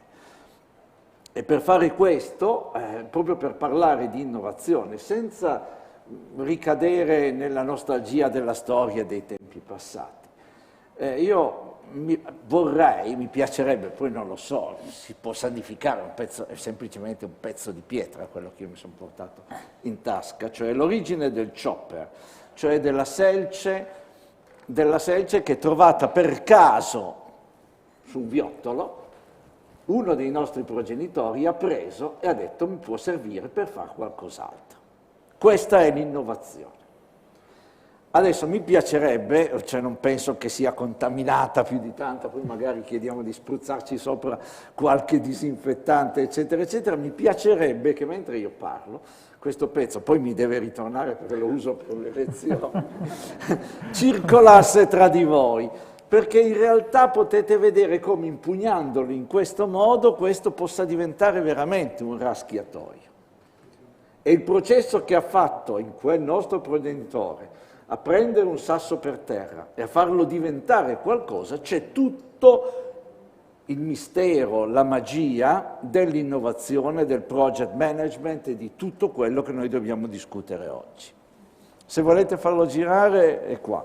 È un pezzo di pietra, non è spugnoso, quindi non contamina. Ecco, contamina di più il corrimano della metropolitana dove non c'è neppure il controllo del Green Pass. Secondo punto, a chiasmo di questo è passato dal mondo di non so quanti, migliaia se non milioni di anni fa, a quella che è la lettura che ho fatto sull'ultimo fascicolo inserto di Wired, Jobs Edition, uscito adesso, lo potete trovare ancora in edicola. C'è un articolo che parla delle 10 soft skills del futuro. Quali sono le 10 soft skills del futuro per questo giornale? Poi ne discuteremo sopra. Le leggo: pensiero critico e innovativo, e qui ci va d'accordo. Approfondimento attivo. E poi capacità di risolvere problemi complessi, e va bene. Creatività, influenza e leadership, tolleranza allo stress, intelligenza emotiva, efficienza comunicativa, self-management, persuasione e negoziazione. Sono 10 elementi, 10 soft skills, che però io modificherò nella mia brevissima presentazione, perché penso che poi sia più importante entrare poi anche in un dialogo. Allora io qui spero di poter schiacciare questo qua. Eccolo qua. Le vedete, questo è BC, famoso, l'invenzione della ruota. L'invenzione della ruota, che non è soltanto quella cosa rotonda che rotola, ma può essere anche quella di un quadro, ma può essere anche quella di un triangolo. Si trova su internet e basta andarla a rivedere. E poi, ecco, quali sono le rivoluzioni della tecnologia e come questa rivoluzione della tecnologia ha cambiato il nostro modo di rapportarci con la realtà. Riprendo quello che è lo schema di José Ortega y Gasset che fece all'Università di Santander nel 1934, che poi io ho continuato. All'inizio c'è la tecnica dell'hasard, cioè colui che sa trovare le cose, il cercatore, il cacciatore. Poi c'è l'artesano, colui che sa fare le cose, e poi c'è il tecnico, colui che sa far fare le cose. A cui aggiungo, nella tecnica dell'umanità digitale, lasceremo ai nostri posteri la capacità di definire come sarà questa nuova rivoluzione che stiamo attraversando, di coloro che sanno connettersi. Però ricordiamoci che non è che il digitale ha cancellato la tecnica, ha cancellato l'artigianato, ha cancellato anche il saper cercare. Magari l'ha messo su piani diversi, però noi rimaniamo sempre interconnessi con questa capacità multitask, possiamo dire, del nostro modo di conoscere il mondo che ci sta attorno. Ed ecco qua, vediamo se si riesce, ecco, ritorniamo a vedere, parlando di innovazioni che la capacità della storia ci ha trasposto nel mito, il mito dell'ulivo e il mito della vite. La mitologia, proprio su Repubblica di ieri c'era un articolo sulla rivitalizzazione, sul rinnovamento del mito come forma di comunicazione, come forma anche di comprensione della nostra contemporaneità. L'ulivo e la vite sono doni di Minerva, cioè della scienza dura, della dea che ci porta alla vera conoscenza. E l'ulivo e la vite sono il passaggio attraverso la rivoluzione agricola ad una società stanziale. Mi fa piacere riguardare questa vignetta, quella che voi vedete alla vostra destra, che è da un affresco egizio, della cultura della vite. Perché la cultura della vite esiste già in natura, non è un mistero per nessuno, ma il vero vantaggio è stato quello di metterla in filari. Metterla in filari in greco anche prima abbiamo visto una prima citazione del greco, a me piace ritornare su questa lingua che è alle origini della nostra cultura. All'inizio la vite viene messa in fila, entaxis. Entaxis significa in ordine, in fila. Nel linguaggio comune abbiamo anche un derivato nel nostro linguaggio che è la tassonomia, mettere in ordine le cose. Ecco, questo aver messo in ordine le cose nella nostra cultura è un passaggio importante che diventa di nuovo una delle componenti essenziali di quella che è l'innovazione del project e del program management oggi, non soltanto un tempo. E allora ecco qua che noi abbiamo assistito, questo è un elemento a mio avviso importante, dal paradigma della macchina al paradigma della rete. E questo è un cambiamento che forse non siamo ancora in grado perfettamente di comprendere. Abbiamo sentito prima che una delle capacità del manager è anche la capacità di sapere mettere assieme diverse competenze, di innestare la conoscenza. Però questo innesto di conoscenza non è soltanto sapere smanettare su internet, è anche qualcosa di più.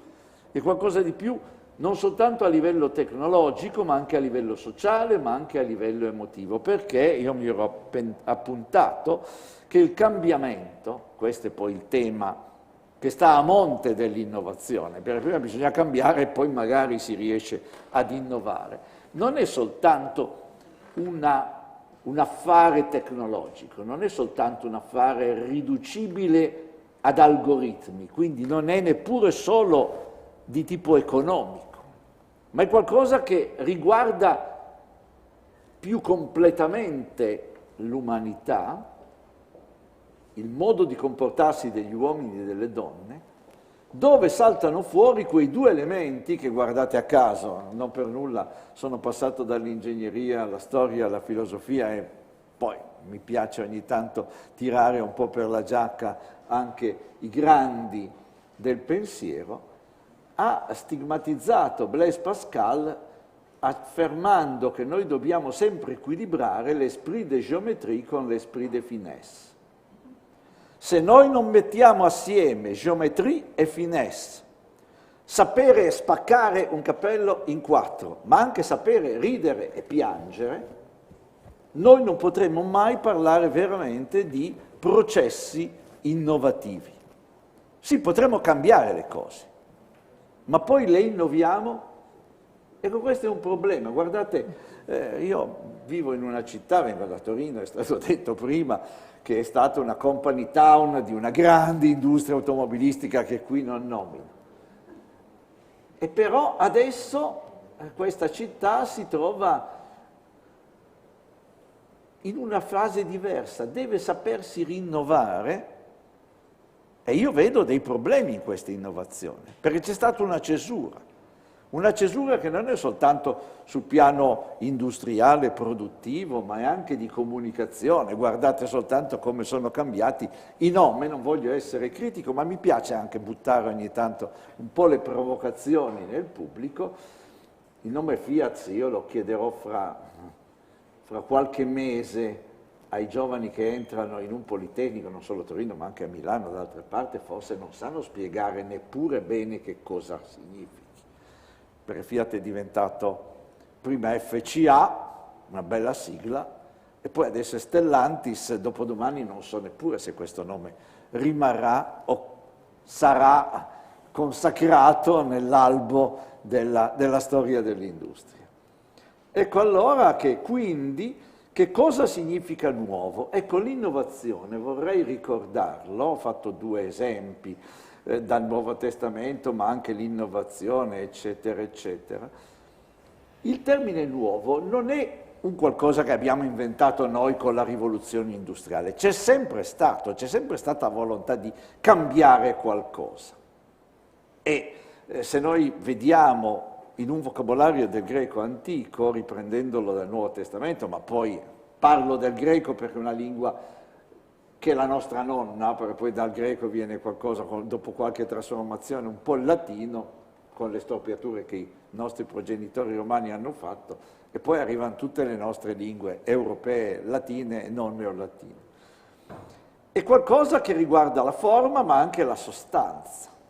Qualcosa di nuovo. Se noi andiamo a vedere invece quell'altra è una immagine ricavata dall'Oxford Dictionary dell'Onions, che è un dizionario storico, vediamo che to innovate nell'Inghilterra, in questo mondo commerciale che trova nuove parole, la termine innovazione compare per la prima volta, nuovo c'è, new, ma innovation, to innovate, compare soltanto nel 1548.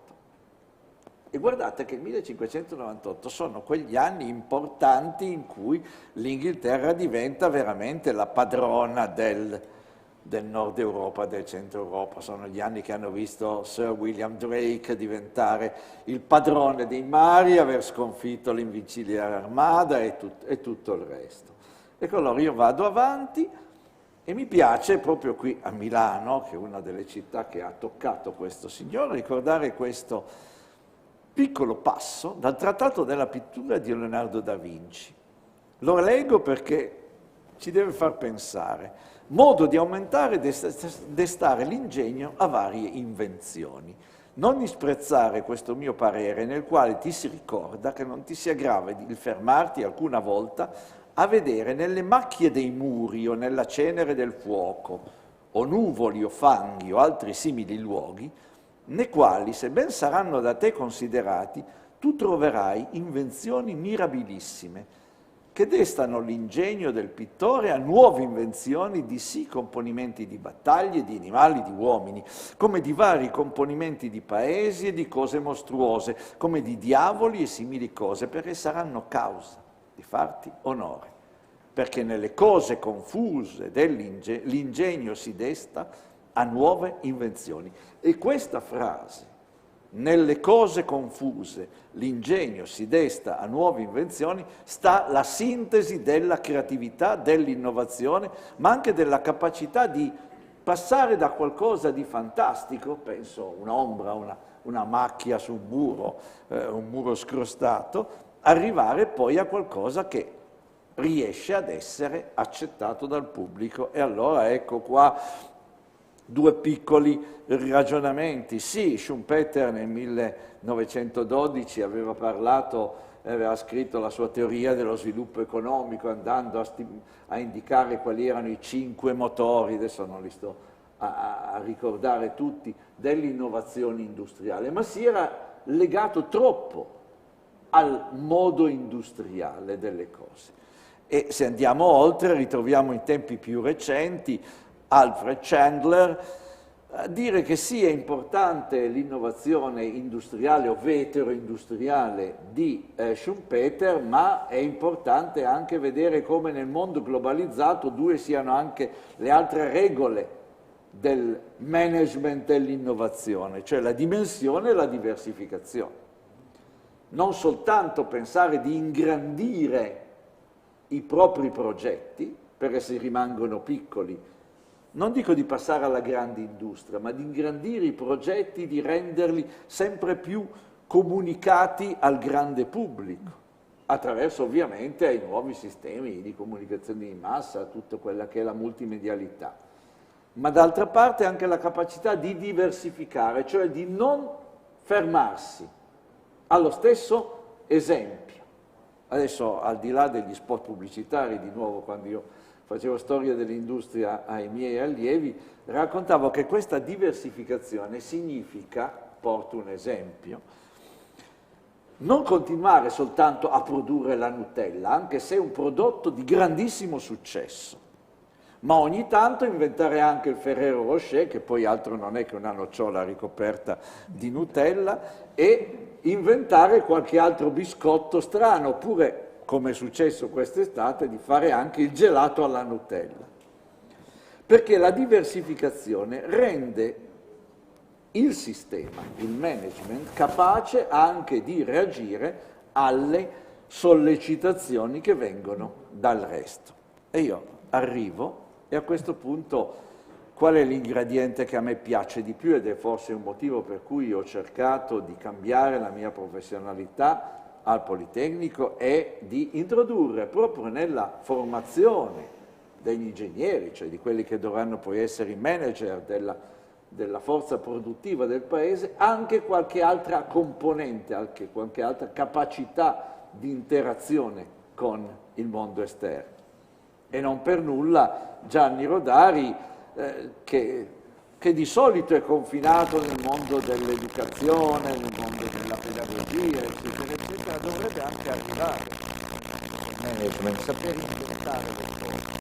Queste novelle fatte a macchina,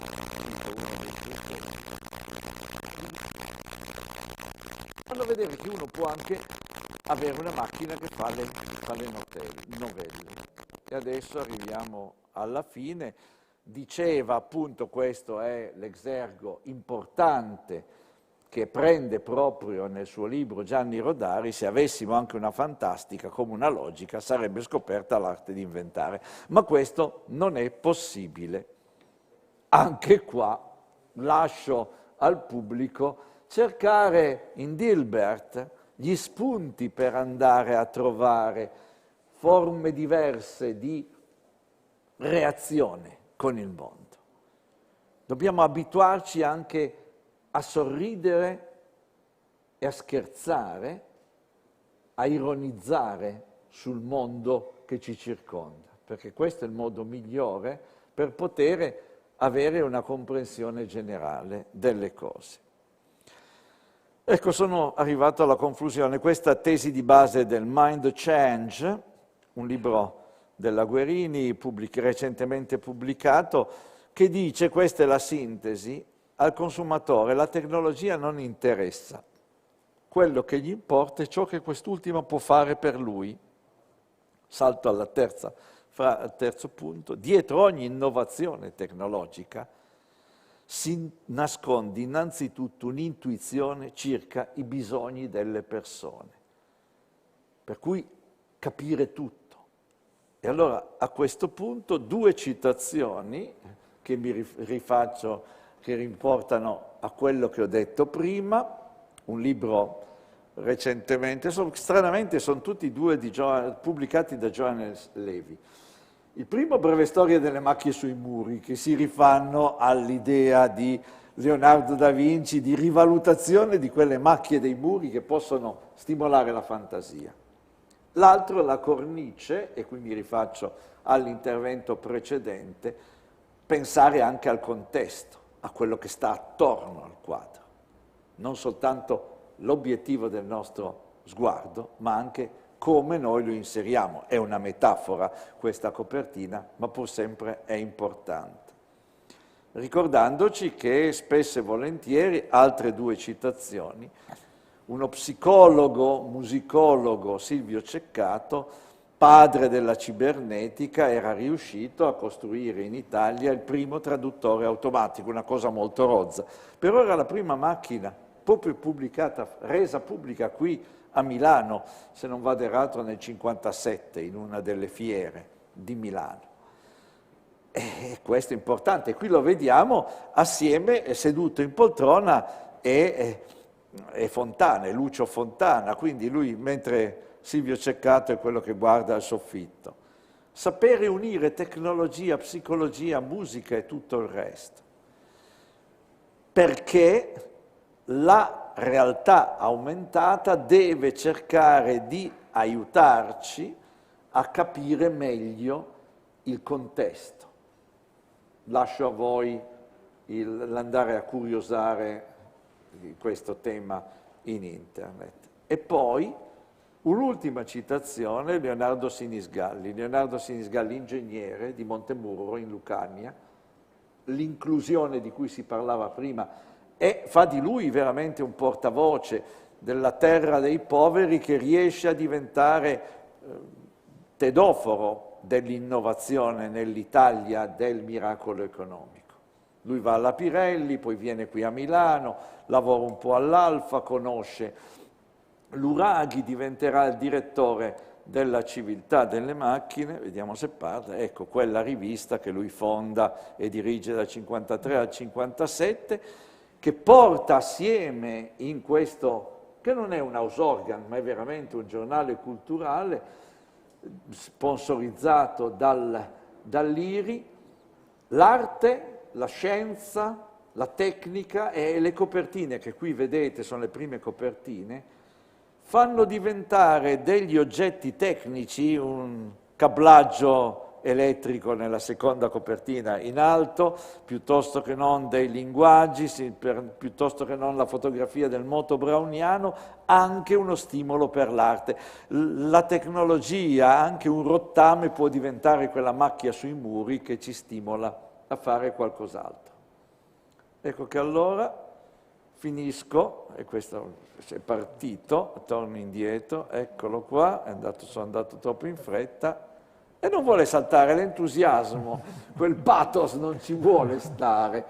Ecco, qui l'ho preso di nuovo, a me piace ogni tanto suggerire delle letture, un libro che ormai ha fatto i suoi anni, Lo Zen e l'arte della manutenzione della motocicletta, però in realtà di nuovo anche questo americano viaggiatore coast to coast in motocicletta che cosa vedeva al centro della conoscenza? L'entusiasmo nel conoscere qualcosa di nuovo.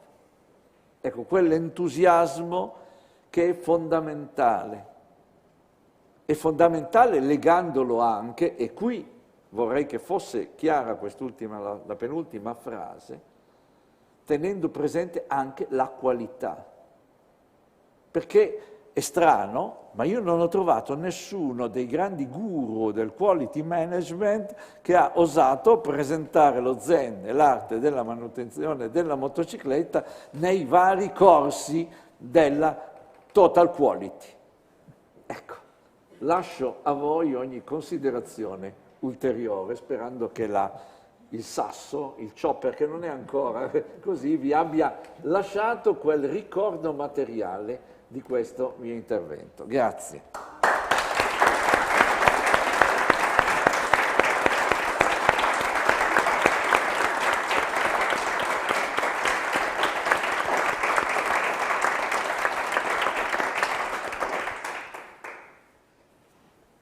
Professore, grazie infinite. Penso che molti di noi abbiano sentito risuonare tantissime suggestioni e parole tipiche del nostro mestiere e della nostra passione. Io personalmente non ho una domanda, ma un ringraziamento. La macchia di ruggine del balcone del mio vicino, invece che, quando tornerò a casa stasera, invece che essere motivo di lite condominiale, per me d'ora in poi sarà fonte di stimolo all'innovazione. Grazie. Proseguiamo con le domande, se c'è qualcuno in sala che può rivolgere qualche domanda al professore, siamo qui. Potete farlo in italiano, quindi è più facile.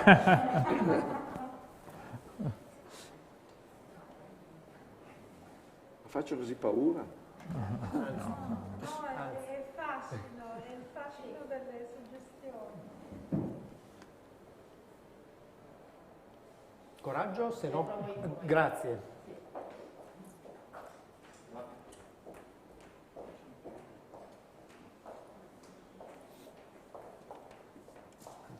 Sì, salve, io sono Sabina Pinto e sono un ingegnere del Politecnico di Torino e però diplomata al liceo classico, quindi grazie per l'intervento anche sul richiamo del greco e quant'altro.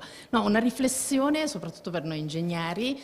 Adesso si parla tanto appunto di realtà aumentata, di intelligenza artificiale e quant'altro, e c'è un po' di nostalgia, diciamo, a volte nel passato, e quindi vedendo certe volte le nuove macchine cosa fanno, quant'altro, viene un po', diciamo, quest'ansia del futuro.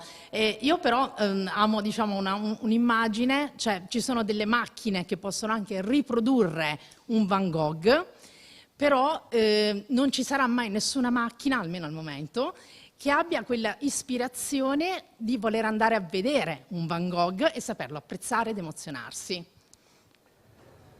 Certo, c'è un'altra domanda poi dopo, vedo. Certo, non bisogna guardare, secondo me, alla realtà nostalgica dicendo erano meglio i tempi in cui le macchine erano belle di ferro pesante, adesso invece sono tutte così immerse dentro il cloud. Perché in realtà rimane sempre questa nostra realtà di cercatori, di artigiani, sempre noi siamo in questa visione tripartita della conoscenza, una conoscenza scientifica che cerca di fare modelli, una conoscenza tecnologica che cerca di fare progetti, ma anche una conoscenza che fa riferimento al bricolage, cioè far frutto delle proprie conoscenze, senza andare a inventare qualsiasi cosa. Il bricolage significa andare ad aggiustare le cose nella maniera più efficiente, in tempi veloci, per poter avere un risultato. È classicissimo la famosa scena di Apollo 13, quando i 3 astronauti devono aggiustarsi l'impianto di condizionamento della capsula con quel poco che hanno, e anche questo è sapere creare, sapere avere fantasia. Ecco, in questo senso io direi non bisogna guardare al passato con nostalgia, bisogna avere la capacità di trovare nel passato i modelli per poter rinnovare il futuro. In questo senso avevo parlato prima di quell'articolo comparso ieri su Repubblica sul mito. Ecco, parlare del mito come lo vedevano i romani o i greci nel primo o secondo secolo a.C. non è più attuale, non è assolutamente più attuale, ma poter riprendere certi temi che sono pur sempre presenti nella nostra vita è fondamentale, è importante. Quindi non lo so se una macchina non avrà possibilità di emozionarsi di fronte a un Van Gogh. Sarà a noi capire se riusciamo a dare una nuova forma all'emozione. Ecco, l'emozione, penso, di chi andava a vedere i quadri di Leonardo da Vinci quando lui li dipingeva, non è certamente l'emozione di chi va al Louvre a vedere la Gioconda. È diverso. Anche perché andare al Louvre a vedere la Gioconda, dico, è una cosa che non ha nessun senso, perché la Gioconda dietro un vetro antiproiettile spesso 2 centimetri, con tutti i riflessi, con tutti gli flash lanciati dai telefonini, è meglio andarsela a vedere in internet da questo punto di vista. Però c'è il feticismo della Gioconda e vedete che quindi ritorna di nuovo in atto nel discorso quella componente psicologica che è fondamentale. Ecco, in questo senso, secondo me, anche chi affronta poi una professione di manager, di ingegnere, di designer, di progettista, deve sempre più capire che il mondo non è fatto soltanto di algoritmi, cioè di cose che possono essere inquadrate all'interno di una scatola, ma c'è anche qualcosa di fuori, perché alla fine la tecnica non riesce a risolvere tutti i propri problemi. Questo è poi il succo della spremuta. Lei aveva detto una domanda? Avevo una considerazione e una domanda. Prima cosa la ringrazio tantissimo per l'intervento, perché veramente è un intervento che apre molto la mente, e vorrei che queste cose venissero dette anche fin dalle elementari, perché i bambini devono capire che non c'è solo la tecnologia. A questo proposito mi è venuta in mente una cosa. un articolo che ho letto stamattina sul Corriere della Sera che mi ha sconvolto, perché in un aeroporto, mi pare cinese, hanno arrestato un robot, ma il problema non è un robot, un pittore robot, cioè un pittore che andava in giro a dipingere quadri. Peccato fosse un robot. Sì. E quindi l'hanno arrestato perché i suoi occhi, che praticamente erano delle piccole telecamere, l'hanno prese per telecamere che prendevano oggetti sensibili. Tenuto dentro 2 giorni, poi liberato. Noi questo Corriere della Sera, prima pagina stamattina, sconvolta. Noi ci troviamo di fronte a questo. Cioè c'è un momento in cui tutte le persone qui si dovranno confrontare, io grazie a Dio sono nella parte un pochino indietro insomma, si dovranno confrontare con questo tipo di mondo virtuale allargato. Quindi le competenze dei nostri PM devono essere veramente molto allargate a delle competenze e contesto. Certo. Come ci comporteremo, mi sono chiesta io, se mi capitasse di dover gestire nel mio team un robot come quello? Ma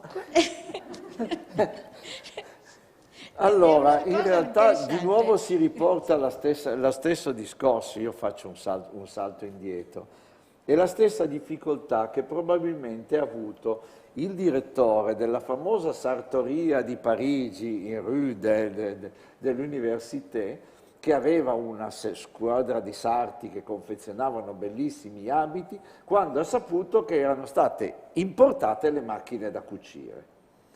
Anche in quel caso, chi era abituato a ragionare in un certo modo, e poi ci sono stati grandi disordini, forse persino più grossi a Parigi, con l'avvento della macchina da cucire rispetto al luddismo che era avvenuto in Inghilterra con le macchine a vapore introdotte nelle fabbriche. Perché in realtà, o i telai meccanici, perché in realtà l'innovazione sì è il motore del cambiamento e quindi della nostra sopravvivenza, perché la nostra specie inevitabilmente deve sopravvivere innovando. Ricordiamoci che se non ci fossero state le rivoluzioni agricola, la rivoluzione industriale e probabilmente se adesso non avviene completamente in maniera sostenibile la rivoluzione digitale, la nostra specie si estingue. Noi ci saremmo estinti se non ci fosse stata una certa società che pensò di dire smettiamola di correre per il territorio andando a inseguire le risorse, ci mettiamo fermi, fissi e cominciamo a coltivare il terreno. Però coltivare il terreno, ripeto, significa un atto tecnico, ma anche un atto sociale, perché oppure allevare una capretta, faccio sempre di solito questo esempio, immaginatevi di essere soli, in mezzo alla brughiera, avere la vostra famiglia, i vostri figli e trovare una capretta. Se la uccidete potete sfamare tutta la famiglia. Se non la uccidete, magari uno dei vostri figli o il vecchio nonno e così muore di fame perché dovete farla crescere, permetterle poi di diventare adulta, di produrre il latte e di fare il formaggio. È un investimento, ma ogni investimento significa anche capacità di cambiamento mentale. Lo stesso è avvenuto per la coltivazione dei cereali.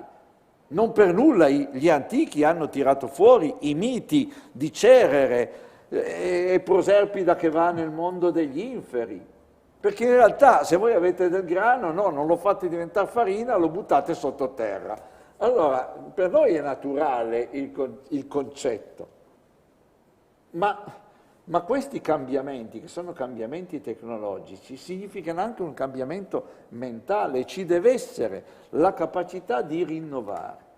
Io che voglio essere ottimista, perché bisogna essere ottimisti, sono convinto che probabilmente questa rivoluzione digitale, la chiamo così perché non so chiamarla in altro modo, forse ci permetterà di razionalizzare le risorse e non portare la nostra umanità alla estinzione, perché se no, mi dispiace da un punto di vista biologico, non esiste nessuna specie vivente, e anche noi, scusate, siamo degli animali, chiusa la parentesi, che sia vissuta in eterno. Prima o poi i dinosauri, piuttosto che non il dodo che aveva visto ancora il signor Charles Darwin, si sono estinti.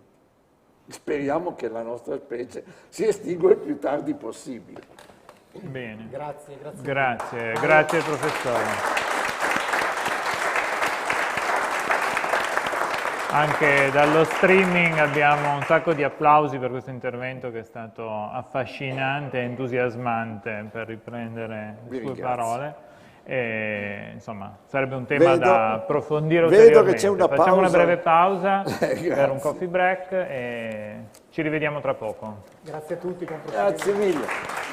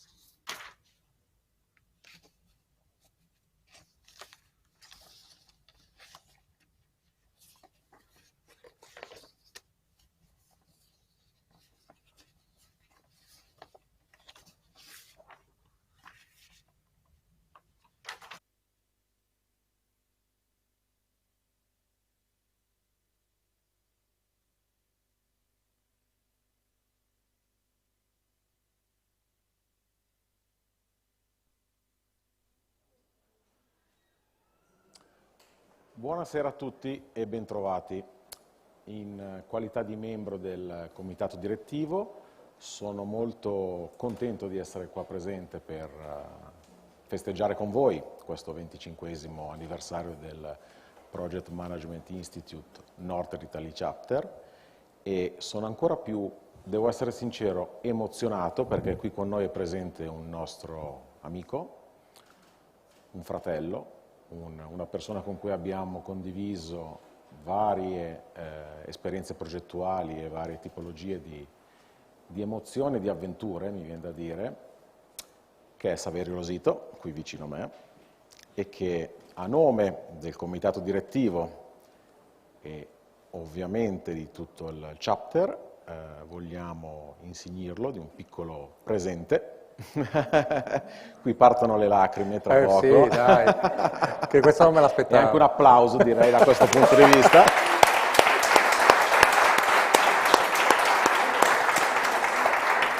Diciamo che è abbastanza divertente perché prima abbiamo ci siamo un po' organizzati ovviamente questo inizio di presentazione del prossimo speaker, ma ovviamente non sapeva nulla Saverio, quindi diciamo a nome di tutti noi questo è un piccolo presente, mi permetto di donarlo. Grazie assolutamente.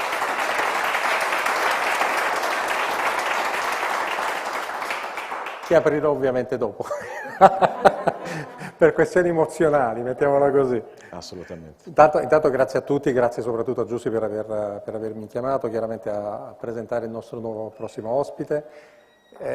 Sono stati anni molto molto particolari quelli che ho vissuto al NIC, mi ha fatto un grandissimo piacere poter dare una mano, poter essere utile alla causa del chapter e vederlo crescere. E soprattutto è un grandissimo onore essere qui al 25esimo e in un momento un po' particolare per tutti noi, perché prima di tutto il mio ultimo evento in presenza credo che sia stato l'AGM del 2020, quindi praticamente alle porte del lockdown, diciamo di fatto. E quindi è un'emozione doppia quella di vederci qui in presenza, vivere insieme un momento particolare, tra l'altro in un anno in cui o siamo diventati bravissimi in Italia o sono diventati più scarsi gli altri, ma stiamo vincendo praticamente tutto. E soprattutto quello che ho visto oggi in un contesto così piacevole, così amicale, come quello in cui viviamo il nostro chapter, è che il mondo è cambiato grazie o a causa del Covid. Abbiamo vissuto un periodo di forte innovazione, forzata, se vogliamo. Il professore prima parlava di innovazione in questo senso, dobbiamo assolutamente innovare, dobbiamo assolutamente rinnovarci, perché altrimenti ci estingueremo. Quello che siamo stati costretti a fare in questi 2 anni praticamente, abbiamo cambiato le nostre abitudini, abbiamo cambiato anche il nostro modo di lavorare, di essere insieme, ma soprattutto quello che noto è che l'emozione che c'è sempre quando ci rivediamo in presenza è la cosa più importante, perché noi siamo esseri sociali.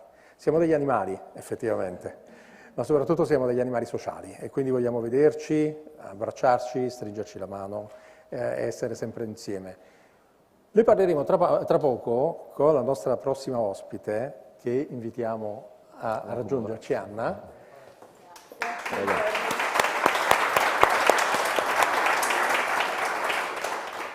Parleremo di un qualche cosa che a me fa,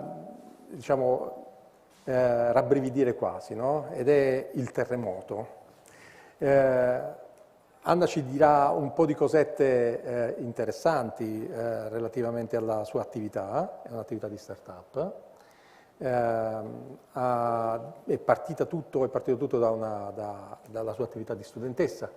2 studenti che hanno fatto una tesi insieme, tesi sperimentale, che hanno portato a termine il loro progetto, l'hanno fatto diventare una start-up innovativa, una start-up, prima di tutto un prodotto innovativo e poi una start-up innovativa, che speriamo assolutamente cresca fiorentemente prossimamente e che tratta proprio un tema fortemente vicino a noi, che è il tema dei terremoti. L'Italia è un paese molto molto soggetto ad attività sismiche. Che ne dici, Luca? Dal mio punto di vista, carta bianca per iniziare la serata. Perfetto. Diamo la parola ad Anna. Grazie mille. Allora, intanto grazie mille per la presentazione e grazie alla PMI-NIC per avermi invitata oggi a presentare in occasione del 25° anniversario. Sono molto contenta di essere qui, quindi grazie davvero. In occasione, quindi sulla scia del tema che è stato scelto per la giornata di oggi, quindi eccellenza coniugata alla progettualità, oggi mi piacerebbe raccontarvi degli step che un progetto universitario ha dovuto affrontare per diventare un'azienda, una realtà aziendale. Mi concentrerò sui punti, sui problemi e sui successi che Isaac ha dovuto affrontare. Isaac è appunto la startup che ho cofondato. E così come Isaac, problemi e successi che affrontano molte start-up, quindi un percorso che molte realtà aziendali nei primi momenti di crescita devono affrontare. Prima di iniziare a entrare nel fulcro di questo processo, vorrei raccontarvi un po' come è nata Isaac. Isaac è una startup innovativa che nasce nel dicembre del 2017 all'interno del Politecnico di Milano e inventa, realizza e brevetta un sistema per la protezione sismica di edifici esistenti. Da cosa nasce l'idea di questa startup?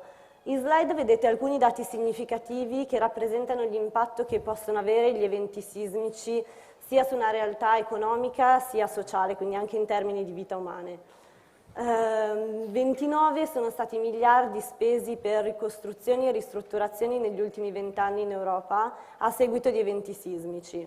95.000 gli sfollati, più di 3.000 i feriti e 701 i morti.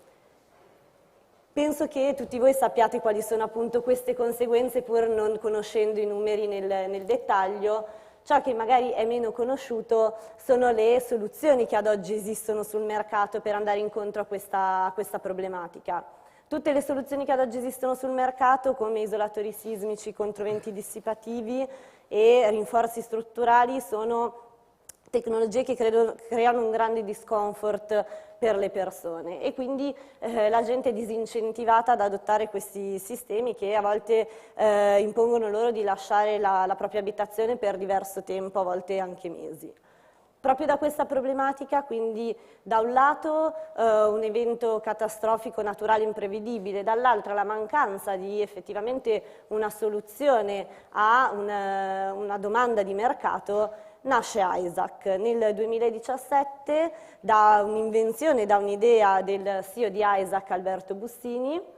Non voglio annoiarvi con troppi discorsi tecnici sul sistema, sulla tecnologia, però vi racconto di che cosa si tratta per diciamo, introdurvi al percorso che abbiamo affrontato. Quello che vedete installato su questi edifici in questo render sono appunto i nostri sistemi. Sono degli smorzatori attivi di vibrazione, quindi sono delle macchine che vengono installate sugli edifici in configurazione multipla e grazie a sensori che vengono installati esternamente all'edificio, durante l'evento sismico contrastano il movimento della struttura, minimizzando quindi il rischio di danneggiamenti o di crolli.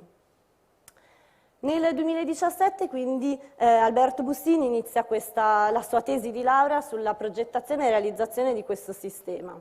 Viene innanzitutto realizzato un primo prototipo, un prototipo molto elementare che vedete alle spalle di Alberto nella slide e seppur essendo un primo prototipo costruito all'interno del Politecnico di Milano fa capire quale potesse essere la potenzialità di questa tecnologia. Viene quindi depositata domanda di brevetto e vengono messi i primi mattoncini per la creazione di una realtà aziendale, quindi non più un progetto universitario e basta, ma qualcosa che vuole avere un impatto sulla società, un impatto effettivo sulla società.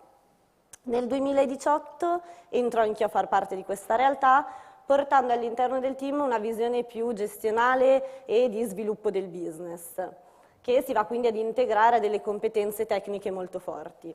Tra il 2018 e il 2019 iniziamo a partecipare alle prime competizioni per start-up, alle prime call per start-up e ci interfacciamo per la prima volta con il mercato, quindi riceviamo i primi feedback e siamo costretti ad uscire da una prima fase che tutte le start-up attraversano di innamoramento del prodotto.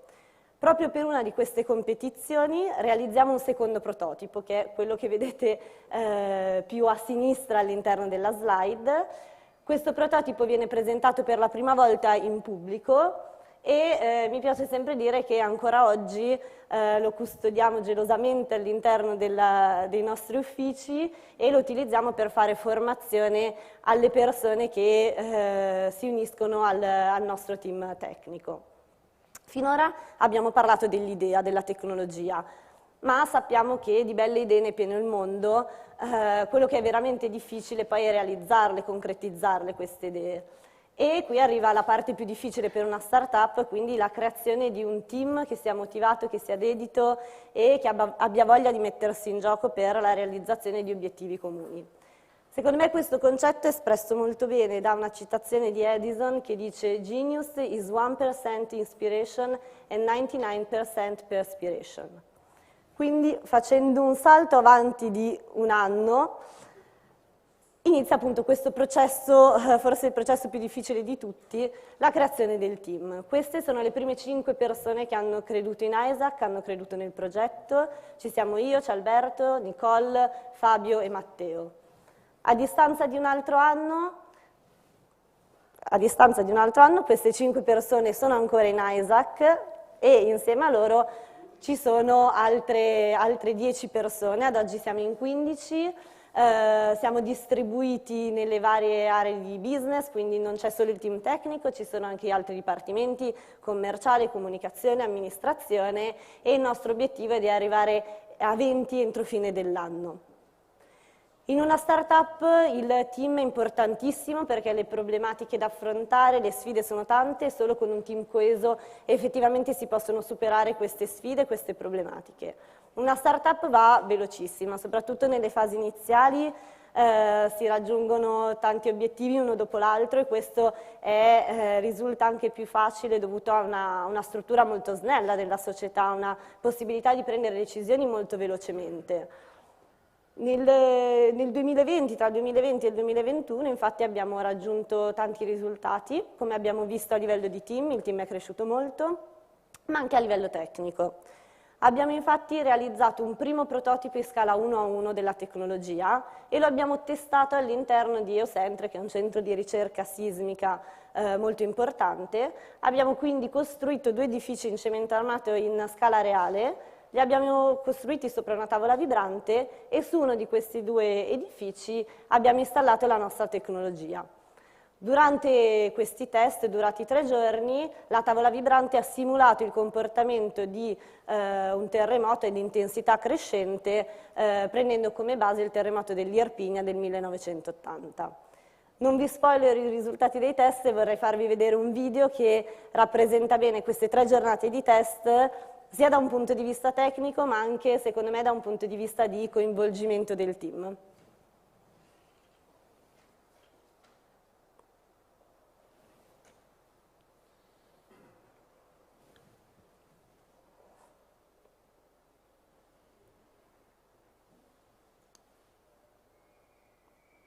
Purtroppo non si sente la musica che dà enfasi al... Magari arriva adesso.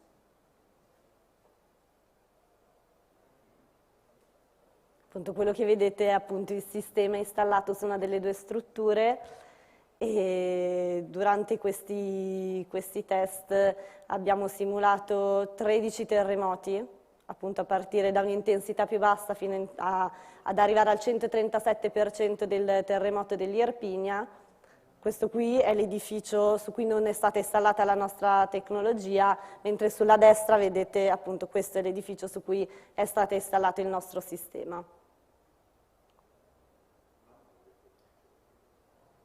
Ok. Quindi come avete visto i risultati sono stati sorprendenti, l'edificio su cui non era stato installato il nostro sistema risulta essere completamente inagibile dopo queste 3 giornate di test e invece l'edificio su cui è stato installato il nostro sistema risulta praticamente intatto.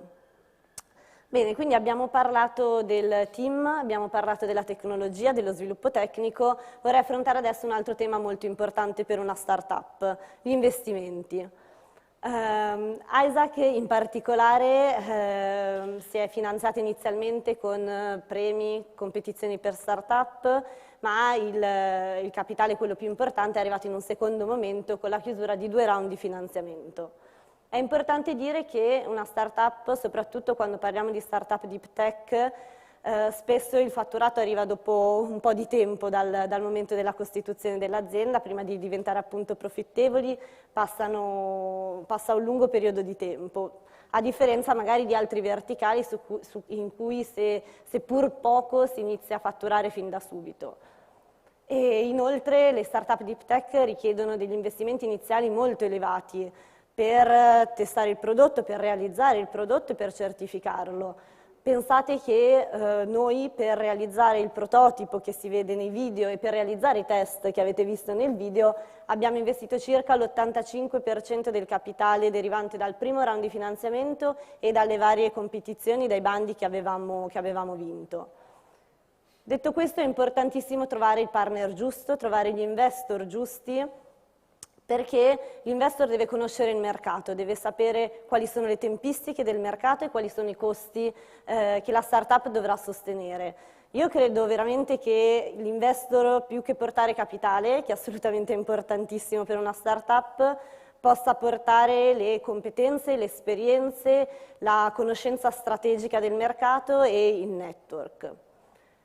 Quando ci si presenta da un investor bisogna avere degli obiettivi ben chiari, bisogna aver definito una strategia che possa portare a questi obiettivi e solo così si può avere anche potere di contrattazione con l'investor stesso e poter trovare il partner migliore da portare a bordo.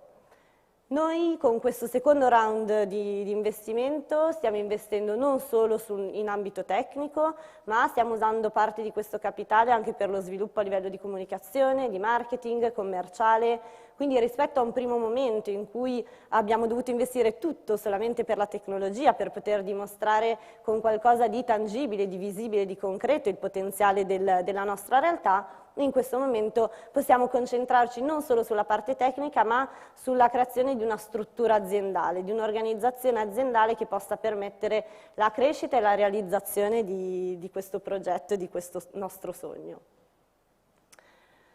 Uno degli altri obiettivi che Isaac ha, come tutte le start-up, è di non rimanere solo in Italia, ma poter aiutare e poter arrivare anche in altri paesi che, come l'Italia, si trovano in territori ad elevato rischio sismico. Vi chiedo adesso che cosa vi viene in mente quando pensate a start-up, perché a me personalmente vengono in mente 2 parole, innovazione da una parte e sfida dall'altra. Quindi fino a questo punto vi ho raccontato come si è realizzata un'innovazione in una situazione ideale, ma in realtà in una startup spesso le situazioni ideali non si realizzano, ci sono tante sfide da affrontare e l'unico modo per farlo è che il team sia pronto e che si agisca secondo una logica di learning by doing, quindi la cultura dell'errore deve essere sempre alla base, si deve agire, si deve definire prima una strategia, si deve agire, si sbaglia e a quel punto si torna indietro e si definisce una strada alternativa. E ovviamente questo deve essere fatto in modo molto veloce e quindi l'unico modo per farlo è avere un team che ragioni sempre 5 passi avanti rispetto a dove si è, si devono prevedere le problematiche per essere pronti ad agire nel momento giusto. Bisogna quindi trovare assolutamente le persone giuste all'interno del team, tra gli investor, ma creare anche il network giusto e saper passare la passione che si ha internamente al team anche all'esterno per creare commitment verso l'azienda. Io ho finito, vorrei fare solo una conclusione, un piccolo ragionamento sull'impatto che il Covid ha avuto sul nostro modo di agire, di pensare e in particolare su come questa pandemia ci abbia fatto capire come sia importante investire in prevenzione. in tecnologie innovative per la prevenzione. La prevenzione è l'unico modo per evitare conseguenze catastrofiche ad eventi naturali imprevedibili, così come le pandemie, i terremoti, le alluvioni. Quindi io spero che questa terribile pandemia che abbiamo attraversato e che stiamo ancora attraversando perlomeno possa portare più consapevolezza da questo punto di vista e più voglia di investire in tecnologie innovative per la prevenzione. Vi ringrazio.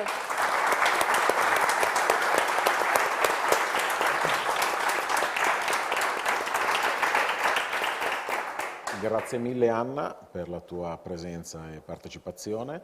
Io avevo già una domanda, mi prenoto in automatico, quindi alzo la mano e parto direttamente. Mi collego a quello che hai appena detto tu adesso. In un'ottica di pandemia, di Covid, molte aziende hanno dovuto un attimino cambiare la loro natura. So che voi siete giovani, avete iniziato con una tipologia di business orientato sui terremoti, quindi sulla prevenzione, ma anche sull'innovazione. Quello che mi chiedo io è, avete forse ipotizzato anche l'ottica di poter utilizzare questa tecnologia anche per altre diciamo, catastrofi che possono non essere solo un terremoto? Mi viene da chiedere direttamente in base anche a tutto il tuo excursus di racconto di oggi. Fatto salvo che recentemente, sempre sul Corriere della Sera, è apparsa una notizia dove in Russia, visto che il permafrost sta inesorabilmente un po' sciogliendosi, molte costruzioni, se non che anche edifici che si basavano appunto sul permafrost stesso, stanno avendo dei crolli proprio strutturali e quindi non riescono più a rimanere in piedi, ecco, da questo punto di vista. Quindi... Certo. Sì, allora una cosa che poi non ho precisato durante la presentazione, il nostro sistema quando entra in azione per contrastare il movimento della struttura agisce perché dei sensori che vengono installati sull'edificio fanno una sorta di monitoraggio continuo della struttura. Quindi io credo che sicuramente sul monitoraggio strutturale, che a livello di infrastrutture, quindi ponti, adesso va molto di moda, è un po' inflazionato, sulle strutture esiste meno e sicuramente la nostra tecnologia può essere utilizzata per quello. La raccolta di dati sull'edificio viene comunque fatta, quindi questi dati possono poi essere riutilizzati in diversi modi. Credo anche che una startup in una fase iniziale deve concentrarsi su un core business ben definito, perché il rischio è quello di aprire diverse porte e poi disperdere le energie, non riuscire a focalizzarsi su una cosa sola, ma sicuramente internamente al team i ragionamenti, le idee sono venute fuori anche su altri tipi di applicazione e speriamo di poter proseguire con questo discorso. Esatto. Grazie mille per il momento. Se Saverio non hai anche tu una domandina, passerei alle domande del pubblico. Passiamo alle domande del pubblico, sicuramente ce n'è una tra l'altro già da internet, da quello che vediamo da YouTube, se la tecnologia di ISAC è applicabile a qualsiasi edificio, indipendentemente dalla tecnica costruttiva o il materiale con cui è stato realizzato. Ok, grazie per la domanda perché effettivamente è un'altra delle informazioni che non sono riuscita a dare durante la presentazione. Noi non lavoriamo su qualsiasi tipo di edificio ad oggi, lavoriamo su strutture in cemento armato e acciaio, quindi sulla muratura ad oggi ancora non lavoriamo, anche i test che abbiamo eseguito in scala reale erano su strutture in cemento armato e tendenzialmente lavoriamo su edifici dai 3 ai 20 piani, quindi i grattacieli non sono un nostro target, tendenzialmente per i grattacieli ha senso sviluppare tecnologie ad hoc, quindi tecnologie anche active mass dumper, quindi tecnologie simili alla nostra ma non standard, quindi che hanno bisogno di una progettazione e di una realizzazione ad hoc per l'edificio. Ovviamente i costi aumentano notevolmente, ma vengono anche poi spartiti per strutture più alte, quindi più condomini. Anche questo, no, la domanda è funzionale. Esatto. Leggiamola perché non la posso vedere a tre. Se funziona anche per terremoti sussultori, cioè di che tipo, io in realtà l'allargherei, cioè che tipo di terremoti in realtà possono essere supportati? Allora, la tecnologia agisce orizzontalmente, quindi non per terremoti sussultori. Da alcune analisi si rileva che i terremoti sussultori tendenzialmente non creano danni strutturali all'edificio, quindi non sono il vero pericolo per la struttura. In Alaska, adesso non ricordo quanti anni fa, c'era stato effettivamente un terremoto sussultorio che aveva provocato danni, però tendenzialmente non è il terremoto sussultorio quello che crea problematiche, ma quello ondulatorio. Ok, ci sono altre domande dal pubblico? Ciao, mi chiamo Matteo. 2 domande veloci. Allora, uno, qual era il cardine, la cosa che ha convinto soprattutto gli investitori quando vi hanno finanziato? E l'altra domanda che volevo fare è questa. Il business plan che presentavate su quanti anni si affacciava? 10, 5, 20? Sì. Allora, durante il primo round che abbiamo fatto, il business plan c'era stato chiesto su 5 anni, mentre durante il secondo round ci è stato chiesto su 3 anni. Ovviamente in una fase iniziale il business plan proposto era molto teorico, nel senso che avevamo pochissimi dati per effettivamente dare dei numeri credibili. In un secondo momento è stato chiesto su 3 anni proprio perché i 3 anni era effettivamente un orizzonte temporale sul quale potevamo lavorare, potevamo dare dei dati abbastanza veritieri. Che cosa ha convinto gli investor inizialmente? Riporto quello che ci hanno detto loro effettivamente, il team. Quindi sì, la tecnologia è interessante, bella, ma sono stati convinti dal team, dalla motivazione che spingeva le persone che facevano parte del team a dedicarsi a questa attività e hanno investito principalmente su quello. Ancora una volta il fattore umano chiaramente è quello che convince di più. Beh, penso che il tempo a nostra disposizione si sia esaurito. Oh, c'è un'altra domanda. Ce n'è un'ultima? Bene. Ce la facciamo? L'ultima ce la facciamo. Lì.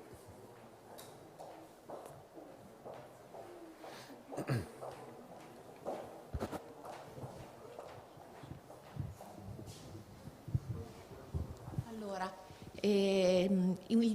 hai raccontato la vostra esperienza, il team relativamente piccolo, una tecnologia complessa da sviluppare in un orizzonte temporale neanche lunghissimo.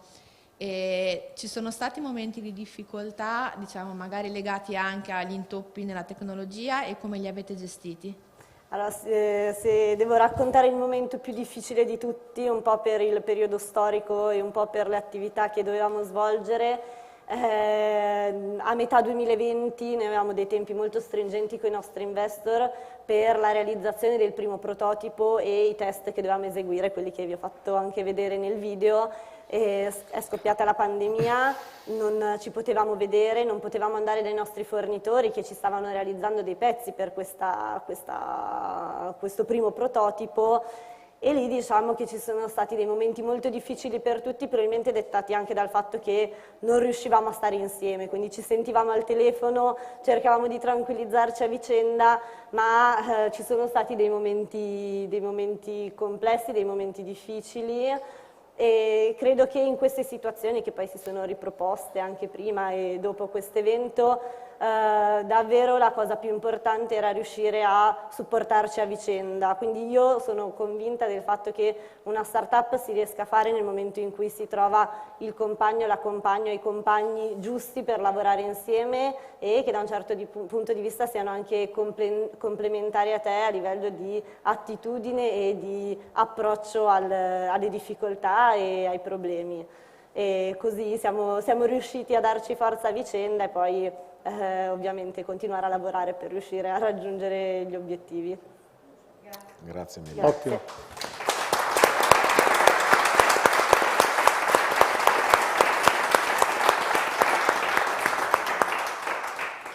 Grazie ancora Danna e complimenti bellissimi per la vostra iniziativa. Grazie mille. Assolutamente, grazie ancora. Grazie. Saverio, non te lo dimenticare. Assolutamente, e grazie a voi per il pensiero.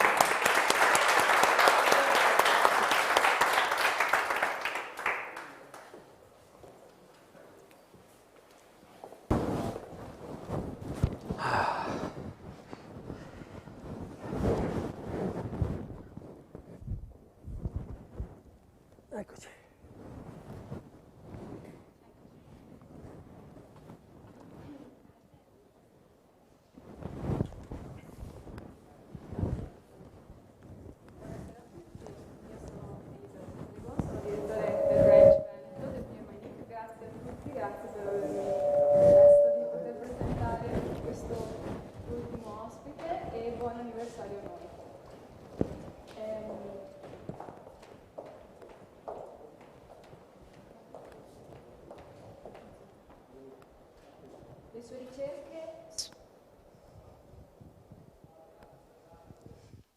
Le sue ricerche sulle relazioni umane e i legami che ci uniscono a persone, luoghi, animali, oggetti e infine idee hanno fatto conoscere e apprezzare James in tutto il mondo. La sua esperienza di consulente e formatore spazia dalle più grandi multinazionali alle piccole aziende, mentre i suoi libri e il suo lavoro sono stati citati dal New York Times, il Wall Street Journal, Business Week e la BBC. Ha insegnato sia ad Harvard sia alla Penn State University ed è un ospite frequente di emittenti internazionali quali la CNN, CNBC e Bloomberg TV, che lo indicano fra i massimi esperti di cultura organizzativa. James Kane. Thank you very much.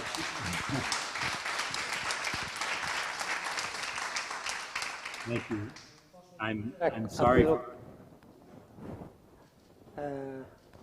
Mi presento rapidamente, faccio parte del NIC da un po' di tempo, la considero la mia famiglia non solo professionale e ho qua la nuova generazione del NIC che sta portando avanti e sono molto fiero di questo. Posso aggiungere che James ci sta onorando della premiere del suo ultimo libro. È un libro che è dedicato a studiare i meccanismi che fanno sì che noi rimaniamo in qualche modo ancorati al passato, che ci impediscono di superare cattive abitudini, di raggiungere gli obiettivi, ma soprattutto di far emergere la parte migliore di noi stessi. Quindi è un intervento che secondo me anche in conclusione di questa bellissima sessione è molto appropriato. A questo punto passo all'inglese. James, welcome to our celebration. I'm very happy to be here, and please, we are very curious. So you have the floor. Thank you. And we are absolutely ready to go. All right, thank you very much. Thank you. I need to apologize about a few things before we start. One, that I don't speak Italian. I wish I did. I lived in Florence for a year and only then learned, many years ago, and only then learned very little Italian, and all of it is gone by now. So I apologize for that. I also apologize for not being there. I would love to be in Italy. It is my favorite place in the world. But I'm glad and appreciate the invitation. I will tell you one thing about this presentation that really came out of COVID when my life stopped as well as everyone else's. I was able to go back to some of the research that I had been doing many years ago when I spoke to PMI at the North American Conference, and I spoke about loyalty, about why our brain forms attachments to certain people and to places and things and ideas. But the research that I had been doing at Harvard many years earlier was really based on connections, why people connect not only in positive ways, but why do we connect to negative things as well? Why do we form bad habits? Why do we form addictions? Why are we in bad relationships that we can't get out of? And so the past 2 years or 18 months gave me a chance to go back to that original research and turn this into a presentation. So that's what I'm going to talk to you about today, is the other side of connections, which is when we get stuck. And I hope some of the terms that I use, which are a little bit slang, they translate properly, but getting stuck is something that I think everyone has been feeling, especially over the past 18 months. But I think it was even earlier than that. It was before that, where we're not quite sure which way to go, and we can't quite break free from the past. We can't adapt to technologies very well. We can't adapt to new procedures or new types of organizations or new methodologies very well. And so we become stuck in our personal life. We get stuck as organizations. But as I think you can tell from the rest of the world, we get stuck as countries as well, and we get stuck as the world. So this story that I'm going to tell you is about not only why we get stuck, but how to get unstuck. So I'm going to switch this over, and hopefully you can see all this. So if I were to ask all of you what you think the world will look like 1,000 years from now, I'm sure your imagination will go wild, and I think that some of you maybe have this very dystopian view and think that it's not going to be very good at all in 1,000 years. But most people think that it will be very remarkable, that it will be a place that will have all sorts of new technologies and be just kind of this incredible place to live in. But and the reason for that, the reason we think that and believe that is because if we think today about the technologies that exist and the things that we can already do and already are developing these days, we simply extrapolate that out and think, well, if we can do all of these sorts of things, magical things today, of course, 1,000 years from now, it's going to be even far greater and will be even far more advanced. But what if I were to tell you that the likelihood that 1,000 years from now, that we are in exactly the same place that we are today, that the world looks exactly and functions exactly the way it always has? You wouldn't believe me, because you would be certain that there is no way that it will stay in place. In fact, there is just as equal of a chance that not only does it stay in place, that it possibly regresses or goes backwards 1,000 years from now. And the reason I know that is because that has been our history. Because if I took you back to about 500 BCE, the place that was the center of the universe was Athens. Athens was one of the first democracies. Obviously, it was the home of an astonishing number of people who are regarded to this day as major figures in history of ideas, such as philosophers like Socrates and Plato and Aristotle, playwrights like Achilles and Aristophanes, Euripides, Sophocles, and even historians like Herodotus. So in the center of Athens, there was no place that was gathering the greatest thinkers ever before than when Athens came along. And one of the reasons for that was that Athens was different than every other nation that had ever come before. It deliberately focused on critical thinking. It challenged all of the old precepts, everything that had been come before. It challenged and it encouraged that.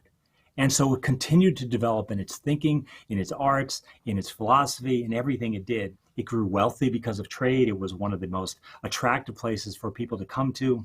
Everything about it was remarkable. And so why isn't Athens the superpower of the world today? What happened to it? Because all those places and all those people that I said should have put it on a path where, as an optimistic society, it should have been the center of the universe, but it wasn't because of this place, which was just across the Aegean, Sparta. And Sparta was very different than Athens was. Sparta was, in all respects, the complete opposite of Athens. It was the epitome of a pessimistic civilization. It was notorious for its austere lifestyle. It had a very harsh educational system. Every single male citizen from the age of 8 on was a full-time soldier, owing absolute obedience to their superiors. They had no philosophers, no historians, no artists, no architects, no writers, no knowledge-creating people at all in Sparta. Just across the Aegean, a completely different society that its entire effort of the society was devoted to preserving itself in its existing state. It was a static place. All of those things that I said about it being pessimistic and being militaristic and being austere came to a head during the Peloponnesian War, which, as you know from your history, Sparta won. And you would think when a country that is inferior in every possible way defeats a country that was so advanced, so powerful, that they would adopt everything about Athens. And they didn't. They did the opposite. They destroyed everything of Athens. They brought it back. They took it backwards because in their mind, the society was better being more austere, more like Sparta, and not like Athens at all. And so the Athenian Empire only lasted 75 years, and yet its impact still exists today. And not to let you escape this, 2,000 years later, Florence was the center of the world. And at the time, Florence had the leading thinkers. That was the place where the Medici family had funded the greatest thinkers and artists and philosophers that the world had ever known. And the one thing that made all these people amazing was they took the classics and they didn't just adopt them, they changed them. They took everything from literature to art and they kept modifying it. They didn't just rely on what was in place from the Greek and Roman empires. They started tinkering with it and changing it and making it different and being innovative and creative. It's what made Florence great and amazing. And it was the pre-Enlightenment time when Florence should have been right now the center of the universe. And Italy should be the superpower of the world. But it's not, for the same reason. Because along came a charismatic monk, which most of you probably know the history more than the other people that I end up speaking to. Girolamo Savonarola was a preacher, charismatic monk at the time that began preaching apocalyptic sermons about humanism and every other aspect of the kind of Florentine Enlightenment. He was against all of it. He was urging a return to these kind of medieval conformism and self-denial. He kept proclaiming the doom of Florence if they continued on this way, of this kind of vanity that was coming out of it, and this celebration of the arts and all those sorts of things. And he persuaded a whole lot of people. I say often, because I'm American, that Savonarola was trying to make Florence great again. He was literally trying to take it backwards to a different time and a different place. And he was successful because he got enough people believing in that. And the result was exactly what happened in Athens, where Savonarola was successful. He took out all of the things that were advancements in Florence at the time. Even the Bonfire of the Vanities, which again, maybe most of you already know this concept in this story, where they would take all those great works of art by Botticelli and Michelangelo and all of them, and they would burn them. And so we've lost quite a bit. While you've done a great job preserving those, we've lost quite a bit because of that time. And so that Florentine Empire, when it could have been the thing that led the world and still is leading today, doesn't exist anymore, at least in that state, at least in terms of its power. And so the reason I share those two examples is because it is not unusual. It is really more the norm than being unusual, because the ascent of humans we think of as our arrival in this planet, or at least our emergence on this planet 300,000 years ago. We were hunter-gatherers, and we were making simple tools out of stone. And we think that there's been this steady progression all the way up to today, where now we build modern cities and we make microchips. And we think that it's just been this gradual incline. And we've steadily progressed over time as we've gotten smarter and adopted things. And that is what we think the world and our ascension looks like, and it is not. The ascent of human beings looks like this. Because every step along the way, every time throughout history where we've had a chance to have progress, something has come along, some forces either internally or externally, to bring it back down. In every single case. From 10,000 BCE, Çatalhöyük was the first settlement of the world. When we learned to farm, we learned to be more than hunter-gatherers. That's in southwest Turkey. Why isn't Çatalhöyük or southwest Turkey the superpower? Why isn't Egypt? Why isn't Athens? Why isn't Rome? The Tang dynasty had that opportunity in the middle of the 15th, 16th century, all the way up to the Middle East and the progress that was made there. So all along the way, every time we made this progress, every time some progress was being made, some ascension was being made, there was something that pulled it right back down. And that really is our history. That is the history not only of nations, it's the history of just about everything we do. We start off becoming unstuck because there's some creative thought and some progress only to be pulled back down in the opposite direction. It even happens personally. I'm sure all of you at some time on January 1st, you have done the same ritual that everyone has done, which is you've made a commitment to yourself. You've made a promise to yourself that you're going to change something. You're going to change your life. You're going to change the way you behave. You're going to make a difference. These are things that no one had to talk you into or persuade you. No one had to convince you to do it. You wanted to do it. And by March 13th, they are over. If you meet the average of every single person that makes a New Year's resolution, this is the average that most people quit. They give up. Now, why does this make any sense at all? Because again, no one forced you to do it. These were things for your own benefit, for your own good. You had an opportunity to change yourself, and you couldn't even give it 2.5 months. Because you get stuck. But it happens in society as well. I have my own vendetta against these two companies because they are causing all of us in society to become stuck in their own way.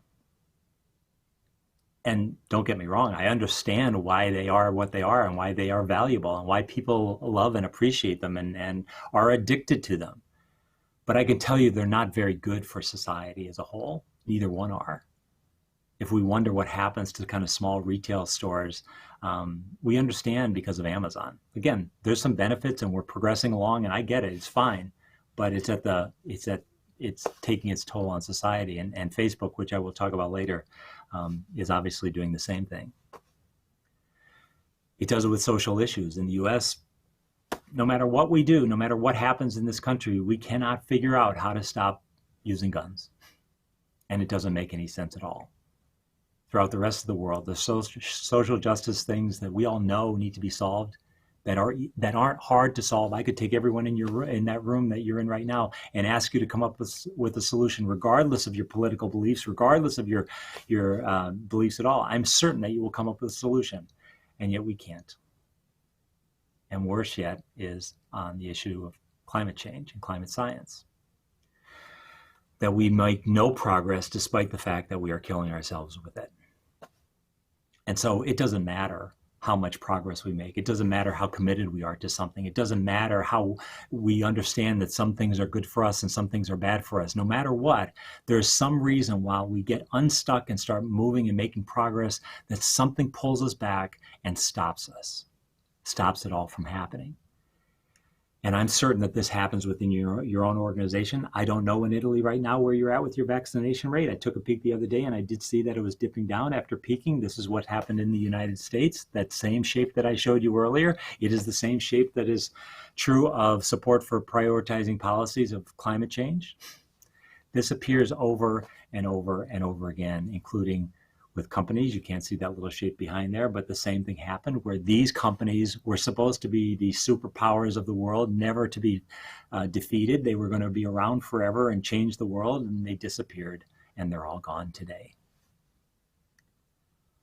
So the question is, why do we get stuck as individuals and as organizations and societies? What actually happens? What causes that to happen to all of us?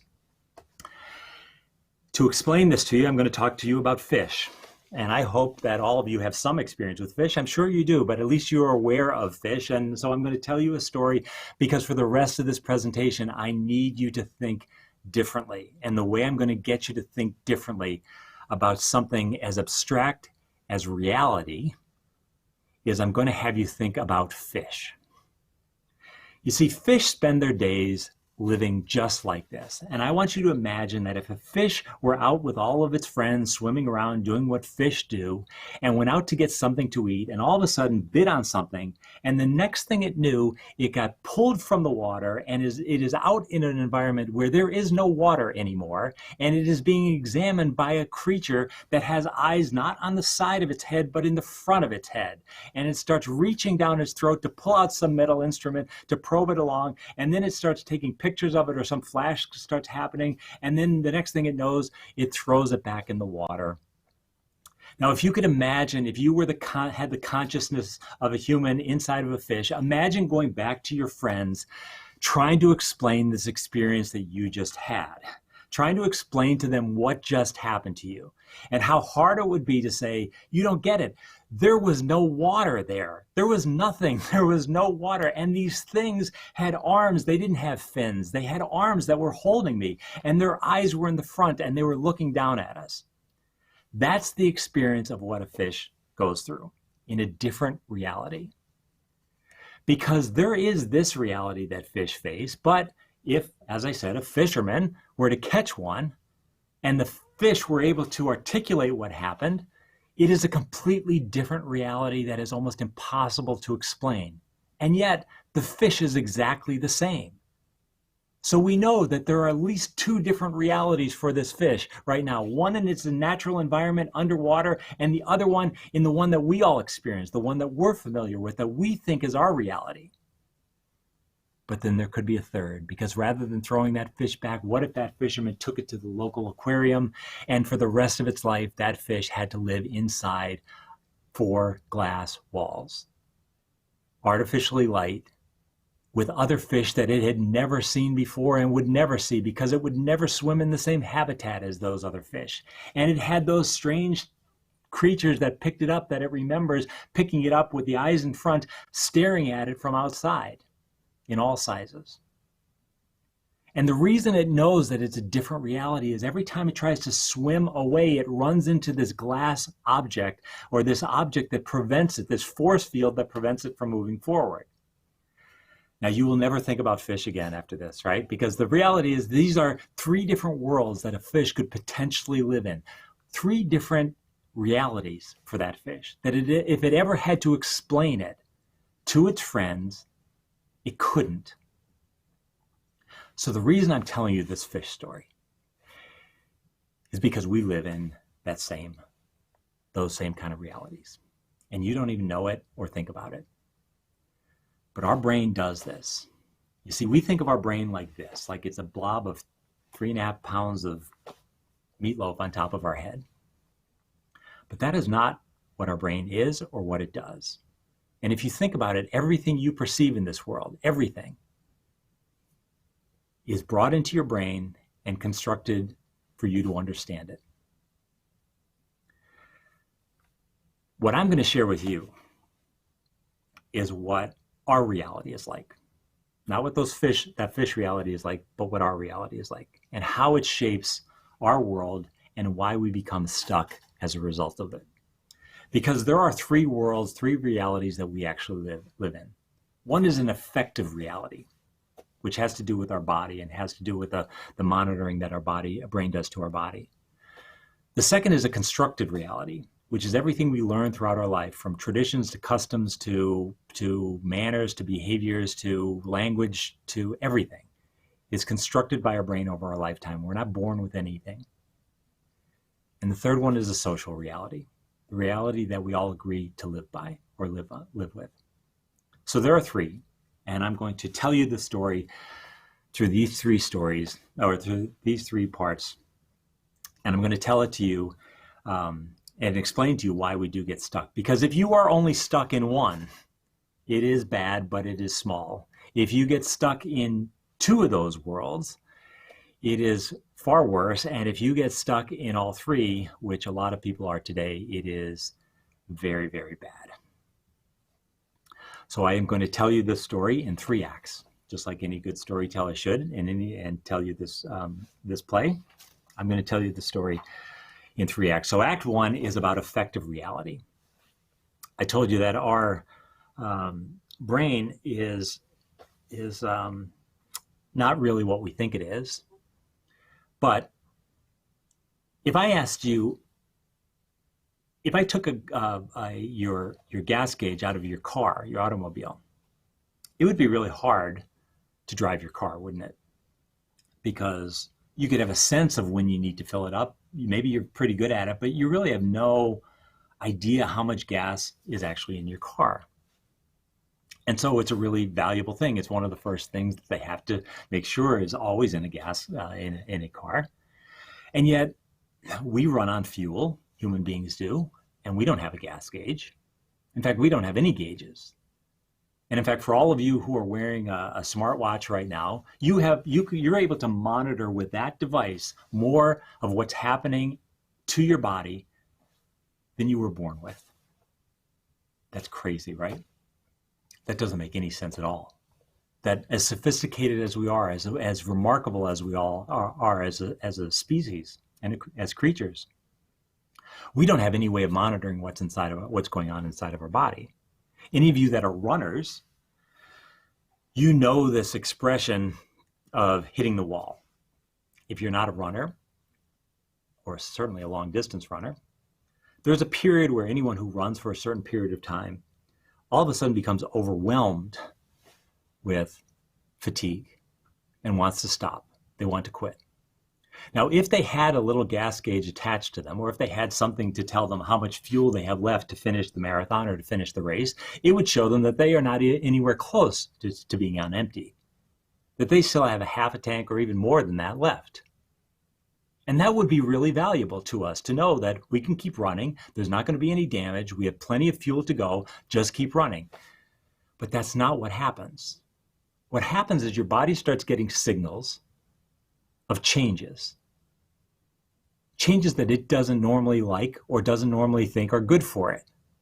And so it immediately sends a signal to your brain to say, stop doing whatever you're doing because this is bad for us. And it doesn't matter how much you've concentrated on it before in your preparation, that's what your body does. Our brain was built to just monitor our body. You see, when we're born, we don't have any of those devices. We don't have any gauges. We don't have any means of knowing what's going on inside of our body and when to stop doing something or when to proceed or when we need fuel or when we need anything else. We have no way of knowing that. There is nothing, there is no attachment. There's nothing that we do. We're born with this weird, simplistic system that really only measures 4 things. Because we're not born with any knowledge and we're not born with any emotions or anything like that. We're born with these 4 systems that monitors what is pleasant, what is unpleasant, what is agitating, and what is calming. That's it. Any of you that have any experience with babies, you will be familiar with all of these things. And you'll know that for a baby, this is really all they experience. Different parts of this, but this is it. They don't have yet a system to help them understand when to cry because something is sad or when to laugh because something is funny. They don't have any concept of those things. What they do is they react in these 4 ways: pleasant, unpleasant, agitated, or calm. So if you take a rattle and you put it and you rattle it in front of them, they will laugh, but they'll laugh and get excited and because of the stirring motion. They don't really understand it, but it makes them react in a certain way. If you take a small stuffed animal, a teddy bear, and you have them hold it, it's soft and it's cuddly and it's pleasant and calming to them.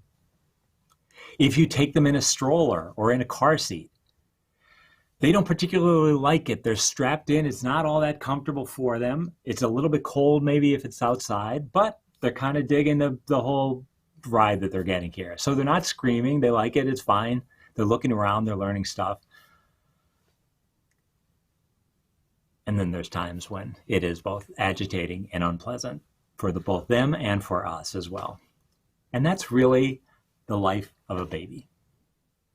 And over time, if that's all we had, then we'd be simplistic animals like most other creatures, but we're not. This is called affect. And affect is just a way that scientists make things more complicated because you know this as mood, how you feel. How you feel when nothing should be affecting you. When you wake up and you're in a good mood or a bad mood or something, you're just kind of feeling a certain way. And maybe it was associated with something that happened, but more than likely it wasn't. More than likely it's your body that's talking to you. It's your body and your brain that has one job. Because as much as we like to think that our brain is in charge of kind of understanding the outside world, our first job that our brain has is to make sure that everything is working inside of us. It does nothing other than take and get messages from all these parts. And when something is off, whether it's a chemical or a heartbeat or a pulse or anything, it immediately starts to impact the affect you have. Because again, if it had a signal, if it had an alarm, if it had any of the technology that's on your wrist right now, it would react very differently, but it doesn't. So all it does is it sends these signals to say something's wrong here. There's not enough of this, or there's too much of this, or needs more of something. That's what it does. It is the most primitive system of monitoring, but that's how our brain actually manages our body.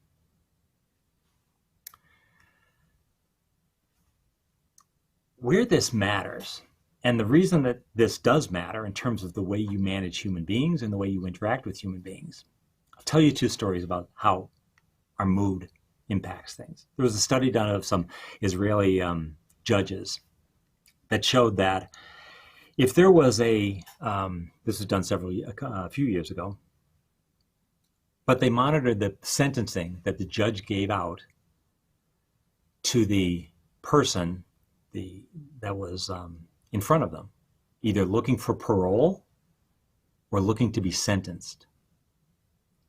And the paroles were given out less and the sentences were much harsher right before lunch. And the reason is the judges were hungry.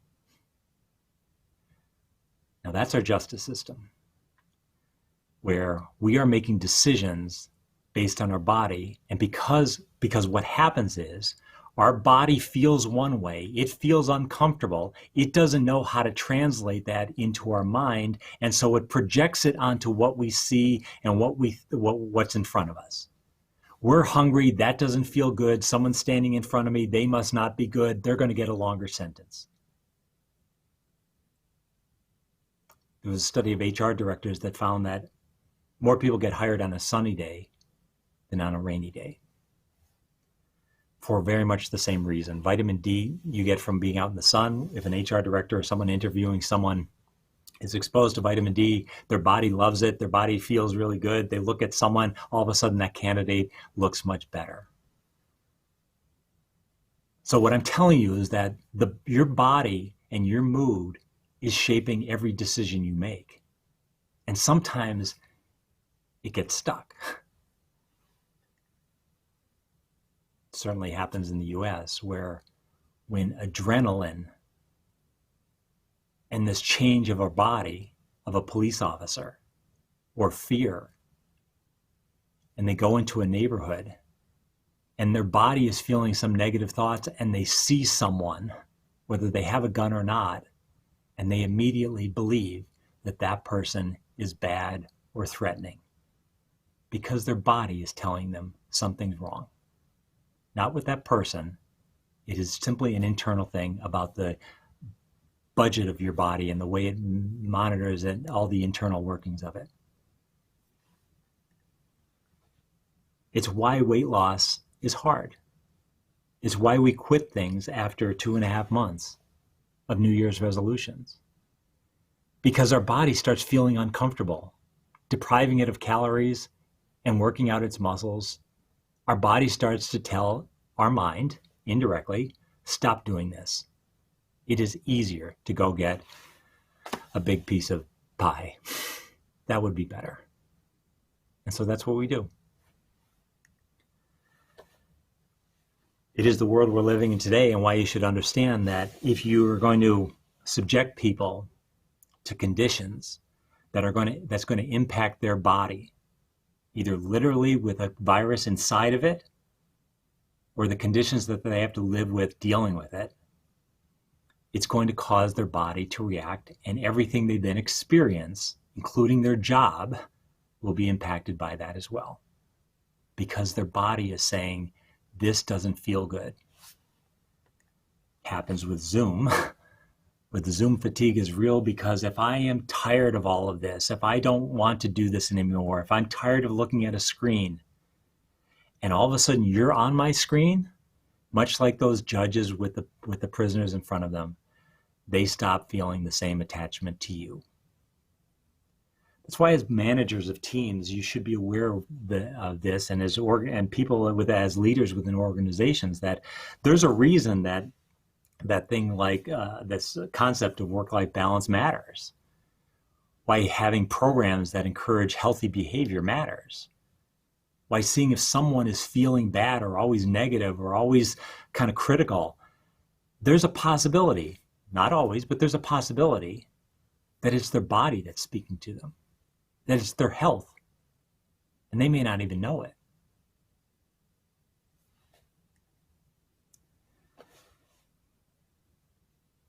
Most people believe in psychology.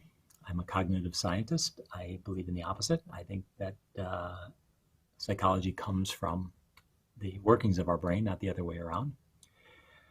Affect demonstrates that it isn't your mind that affects your body. It isn't that you're having a bad day because some psychological things are happening and all of a sudden you feel worn down because of it. It's just the opposite. Your body is worn down and it affects your thinking. It affects your mind. If you're feeling good, you can be optimistic and look forward to things. If you're feeling bad, you look at people in a different way.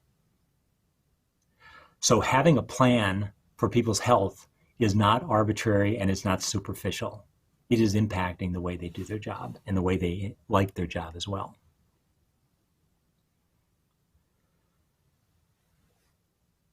So Act 2 is our constructed reality.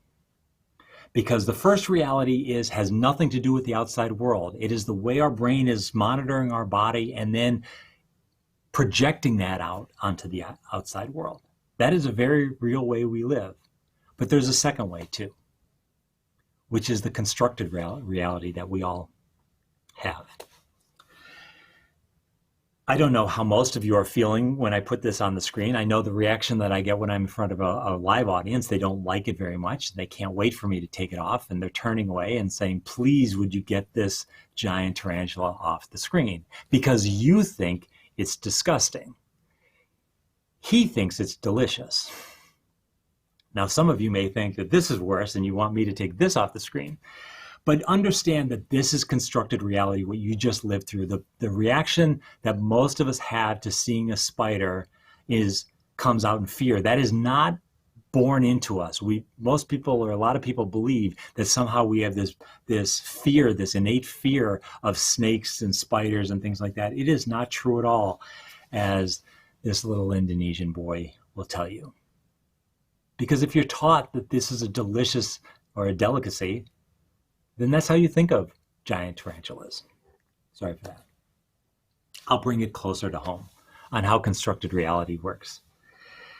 Because all of you have had some variety of this, I am certain more than any other group that I've ever spoke to, that you've had some variety of this at some time in your life where you could have just an entree of a certain meal followed by gelato or ice cream for dessert. And this is normal to you. But what if I reverse it? All of a sudden it didn't become normal anymore. And maybe this is even disgusting looking to you. But here's what I want you to think about. Why would it be? This is exactly the same food. If you ate it in a different order, it would still be the same food. As far as your body is concerned, it is getting the exact same nutrients, the exact same kind of food, no matter what it does. But for you, it seems wrong. It feels wrong. And it even turns into disgust. And there's no innate disgust in this food. It's delicious in whatever form you eat it. It's disgust because we've constructed an idea of what the order should be. And when it goes contrary to that and doesn't make any sense, then we have an aversion to it. That's constructed reality. When something is when whatever we've had throughout our life that's been taught to us, this should be the right order of things. This is the way things are. This is the language you speak. These are the people that are good. These are the customs that are right and fair and moral. And anything against that just doesn't feel right. But as I said, we're not born that way. In fact, we're born as full developed creatures, or at least genetically we're born to create a body perfect the way it is today. See, if you look at your hands, the hands you have today are the exact same ones you were born with. They grew, they're longer, bigger, maybe a little more wrinkled like mine. Maybe they have more scars on it or calluses, but they're the same hands. That's not true of your brain. The remarkable thing about humans is we are born with a half-baked brain. It is not fully developed. It is not based on our genetics. Only part of it is. Only the base workings of it are. The rest of it is unfinished. And what our success was, that natural selection said, was this is better if we create this creature that only has a half-developed brain and then let it go out and learn from the world it's in. Because all the neurons, these neurons inside of our brain, develop over time. And they rearrange themselves and they move around, and it is not this static blob that we think of our brain. Our brain looks like this, really. It's this kind of active, interactive thing. We're sending signals in different directions. It's not one part of our brain is reserved for one thing. There's no such thing as left brain, right brain. Even the lobes are not what we've been taught they are. If you could just think about your brain this way, this kind of active thing where things are moving wherever they have to go or wherever they can go, that's really how our brain works. And these get increased over time or get connected in different ways over time based on what we learn. Which means what we learn is really what is shaping and building our brain. It is not something that we were born with. I could have done this with Milan or any of the cities in northern Italy. I apologize, I used Atlanta in the last presentation I did, so I will do it for you. A very similar shot is if we took any city in the world from space and saw it in terms of its lights. And this is kind of, I'm going to tell you, this is how cognitive science has advanced over the past decade. For most of the time, or for the past 50 years, we looked at the brain this way, from a distance, from space. And we saw certain things, but if you look at a city from space and you see certain lights on, you could tell what areas are populated or not, but you can't tell anything else. You can't tell where younger people live versus older people. You can't tell where certain natural resources are, rivers or mountains. You can't tell any of that. All you can basically get is make some assumptions. And when you make those assumptions, you think you're right, which is where psychology came from. We were making basic assumptions about, okay, this does this, and this is this, and these are biases, and so that's what happens. Until we started to realize that if you get deeper and deeper and deeper and deeper, the world looks very different. And the inside of our brain looks very different. If I were to say to you as a sociological experiment, imagine being able to monitor a neighborhood at this level, where every day you had a camera watching what was happening. And you watched what time people left their houses. And you watched what time they came home from work. And you watched what time they went to the gym or when they took their dog for a walk. All their behavior, you just watched from the air. You could start making some conclusions after a period of time, ones that you probably could guess at before you even started, which is the people that are moving together at the same time, the people that are walking their dog at the same time every morning are more likely to meet one another. And if they're more likely to meet one another, they're more likely to talk to one another and get to know one another. And if they're more likely to get to know one another, they're more likely to become friends of each other. That's what happens to our brain. Those neurons that I showed you earlier, they bump into one another and they meet one another, and all of a sudden they start talking to one another and they start clinging to one another, which means the behaviors that you do most often and the things that you believe and the television shows you watch and the kind of activities you do, if they are all the same, then everything in your brain is creating that same real estate. I lived with this, I was doing this documentary 2 years ago now, or starting one. I lived with a cult in Northern California, some white nationalists in Idaho, some monastic nuns in Southern California. And it was all the same in terms of why do you have this extreme devotion? It was because that's their life. That's who they run with. That's who they're involved with. The conversations are the same. It's all the same thing all the time. Same information, same knowledge. It's a vacuum. And so basically what they're doing is building a brain that only thinks that way. That's what happens. It's not some kind of brain that doesn't work right that would cause someone to be in a cult or cause someone to be a white nationalist. All you're doing is filling up your brain with the same stuff. There's no diversity, same information, and it just occupies the whole thing. That's what happens to your teams. That's what happens to you. That's what happens to communities, to societies, to the world, that we learn certain things through our life. And in the case of all of these different concepts, the things that cause us to become stuck, to prevent us from moving forward and progressing and thinking creatively, being pessimistic or apathetic or uninspired or dogmatic or cautious or cautionary or cursory. All of those things can cause us to become stuck.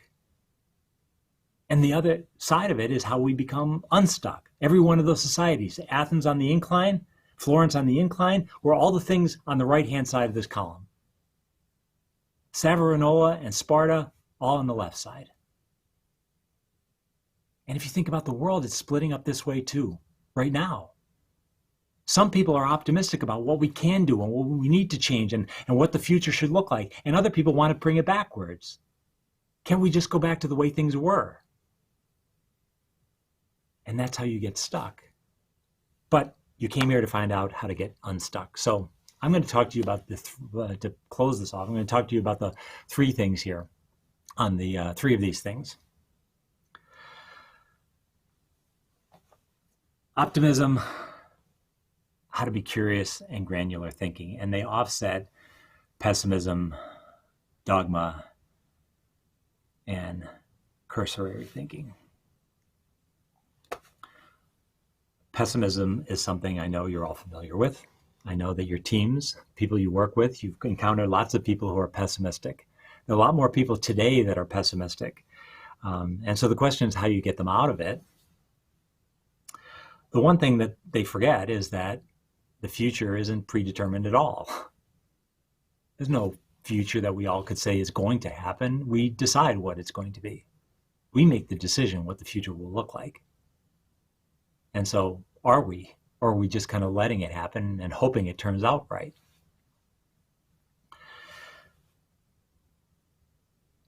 Optimism is usually a math problem, frankly. I hope all of you know this better than anyone. As project managers, you certainly should, because you could look at this as a problem and think, well, the simple problem, the one that our ancient ancestors had to encounter, was how do we get across this? The pessimist would say, you can't cross that. The water will sweep you down and you'll die. You can't cross that. We're going to stay on this side. The optimist said, well, there must be a way to cross it. How do we solve that? And our optimism even became greater in the 20th century. So what if we wanted to live on top of it? Not just cross it, but live over the top of it. This just became a problem of reinforced concrete. It wasn't a problem that couldn't be solved. It was a physics problem. So the optimism is just accepting the fact that, is this an unsolvable problem or not? And most of the time, problems are solvable. Even big problems, because if I told you that an asteroid was heading towards Earth and was going to crash into Earth and destroy the whole planet in 5 years, you would know, hopefully, if any of you have a physics background, you would know that this is basically a physics problem. There's nothing happening here that's defying the laws of physics. We know mass and speed and velocity. We know how to stop this. We may not have the technology to do it just yet. We may not be able to, but we know how to solve the problem. So the question is, do you start to try and solve the problem, or do you just say it can't be solved? Because almost nothing is unsolvable. Even social issues are solvable. You can split them in half. People that say climate action will wreck the economy, they're two separate problems. There's climate itself and the problems there, and there's the economy problems. That if you start tinkering with things, of course it's going to change economies. But it's a solvable problem. The same is true with minimum wage. The same is true with things that aren't even actively said. You have people that will state things like climate change will wreck the economy, or that minimum wage will kill jobs. They won't say things directly like we shouldn't have women as CEOs, but they do it implicitly. And you have to guard just as much against those things to say, is this a solvable problem or not? And you realize that when you put it out there, of course it's a solvable, of course you can solve it. It's really only a question of whether you want to and whether you believe that you can, and that at the other end, the results will be positive. The second has to do with dogma. This is going to be controversial. I know it, because it's been controversial every time I've said it. In fact, I just wrote something about this, and I got some people who weren't happy with it. But I'm going to tell it to you anyway. When we marry ourselves to the past, it becomes really hard to think about the future. Now, there is no place on this planet that thinks about its past or preserves its past more than all of you. And it is the most beautiful place in the world, and you built your economies around it, and you built your lifestyle around it. In fact, even when things are falling down, you will not take them down. You will not tear them down. You're determined to keep them up. That is your way. You will hold on to your traditions and your past. And this is beautiful, and it is successful. The problem is that when I asked you earlier what the world is going to look like in 3021, and some of you may have said, yeah, that's pretty likely it could look like that. There's no way it's still going to be the same today. You tell me how you're going to get from where you are today, from what Italy looks like today to this, without someone saying, hey, maybe we should take those things down. Maybe they don't work anymore. Maybe they're relics from the past. Maybe we're holding on to things that aren't allowing us to move forward. Maybe we are stuck. Now, I'm not telling you that this has to be the world that we live in, because it's not really just about architecture that I'm talking about. This has to do with everything that we encounter, because it doesn't really matter whether or not you say, I never want to give up the places that are traditions to us, that are beautiful, that are our homes. I don't want to turn it into this space age kind of thing. Fine, that's okay, I get it. How about getting the internet better? Is that, like, when do we start switching over on some things? Transportation easier. All the kind of things that you, I'm sure, have complained about or thought, wow, I wish we had some differences. But like I said, it's not just about architecture. When do you make the transition? Not you, I mean the world, people in general, make the transition from not being racist? When do they make the transition to that new world where we're not sexist? When do we make the transition when we're not xenophobic? When do you go from what was normal and traditional and the way things were to something new? How do you go from being stuck in one place because that's the way it's always been? That's been our tradition. That's how we've worked. This is just kind of the way things are. How do you get to something new if you're not willing to take down the old? Turn your back on the dogma that was holding you in place. I didn't tell you about Democritus when I was talking about ancient Athens, because he came about 500 years earlier. But he was a pioneer. In fact, he was probably the smartest of all those people that I put up on that screen earlier. Democritus was this incredible thinker, and he had this idea once. He was watching these wagons go through the community, and something occurred to him as he watched the wagon wheels. He knew that wagon wheels wore down, and he started to wonder, what happens to it? Like, where does it go? When something wears down, whether it's a wagon wheel or something frozen or clothes hanging on a line drying, well, how do they stop being wet? Again, it's a pretty good, insightful observation to think that he questioned it and said, what happens to it? So he came up with this crazy idea, or at least everyone thought it was crazy. He said, you know what? I think the world's made of all particles, like dust particles. He said, I could see it when there's some light, there's some dust in the beams of light. He said, I think that's what it is. And everyone thought he was crazy for it. In fact, all those leaders did for a long, long time until some guy came along in 1905 and proved him right. That he was exactly right. It is made of particles. But it took 2,000 years, 2,500 years actually, 2,300 years. And what Einstein realized when he proved that atoms exist, and we were able to measure them, all of these things came out as a result of that really quickly, because we realized how the world was actually built and what we could do with it. Now imagine if Democritus was believed and all of this had started at 400 BCE. Where would the world be today? But it's not.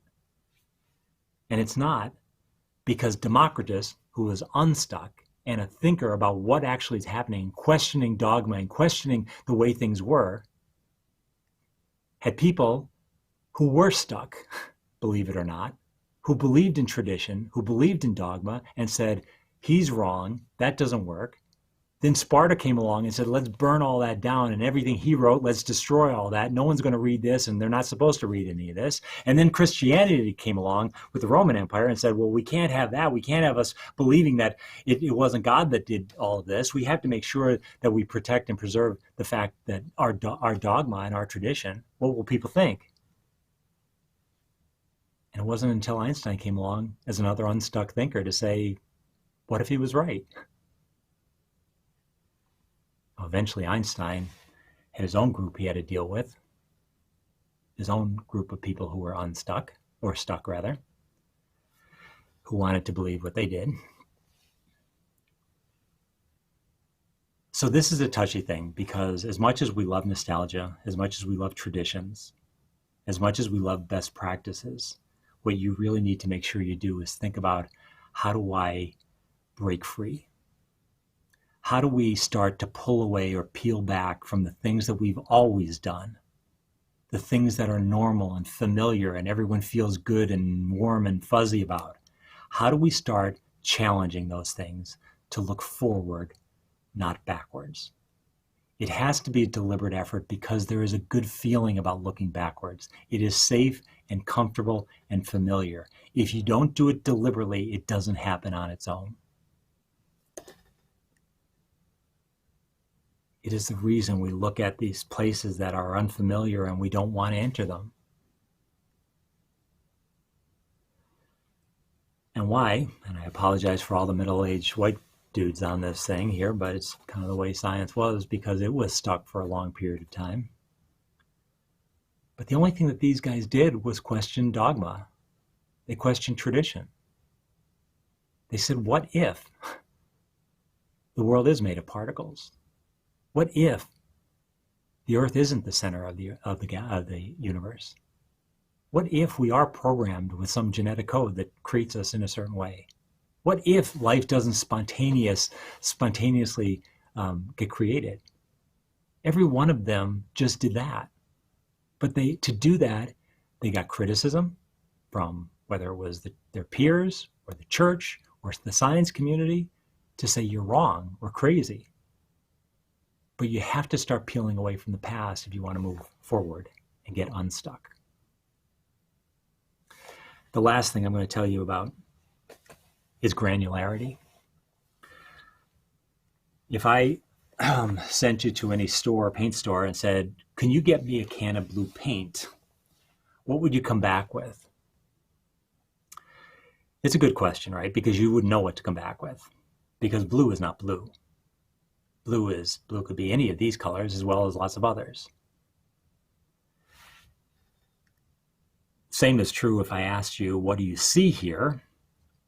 I'm hoping that most of you will say that you see tools, and there aren't many of you or any of you here that say you see murder weapons, and yet we know they've been used for both. And so really it's about what has been constructed in your brain to believe one thing versus another.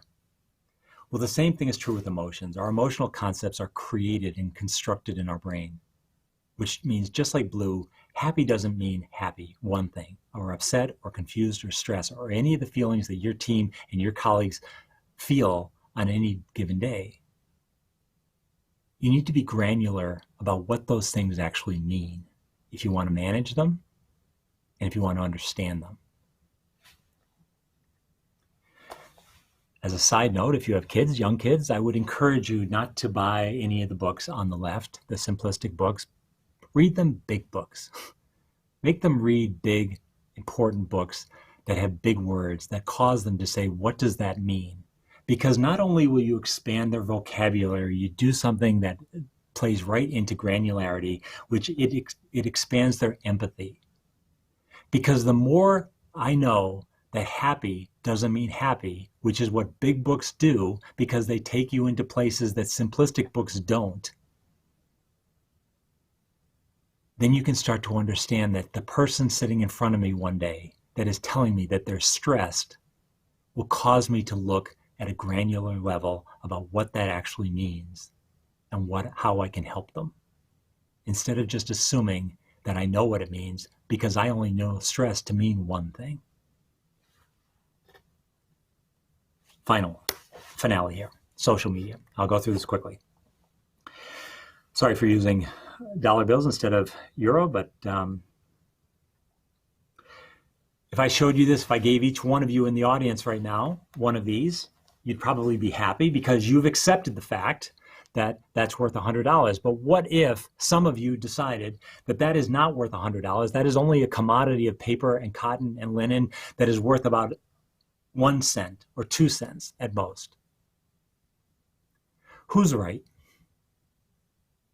You see, money is an abstract concept that we've just made up. And the only reason it exists, it's not real. There's no value to this. It is that person that thinks it's only paper and cotton and linen. They're right. They're not wrong. They're not making it up. They're not portraying false things. They're right. But we've all chosen to believe in a social reality, which is that this is worth $100. And as long as we exchange it and we agree on it, then it's real. Our reality is social as much as it is constructed and as much as it is what our brain tells us. If I asked you where snow comes from, I'm not sure all of you will know exactly or could articulate where and how snow forms in clouds and why it's distributed, but the Greeks thought they knew. In fact, they were sure that they knew. Because the Greeks said that Hades, who was the god of the underworld, took Persephone hostage and kidnapped her basically and held her there, and it caused Persephone's mother Demeter to be so upset by this that when they finally came up with a deal that Hades would release her, but then she had to come back to Hades for 3 months or 4 months every year, Demeter was so upset that she froze the world during that time period. Now, we can laugh at that story, but all those smart people that I talked about before, they believed it. They thought it was real. They thought that's where snow came from. That's where the cold came from, because Demeter was causing this to happen.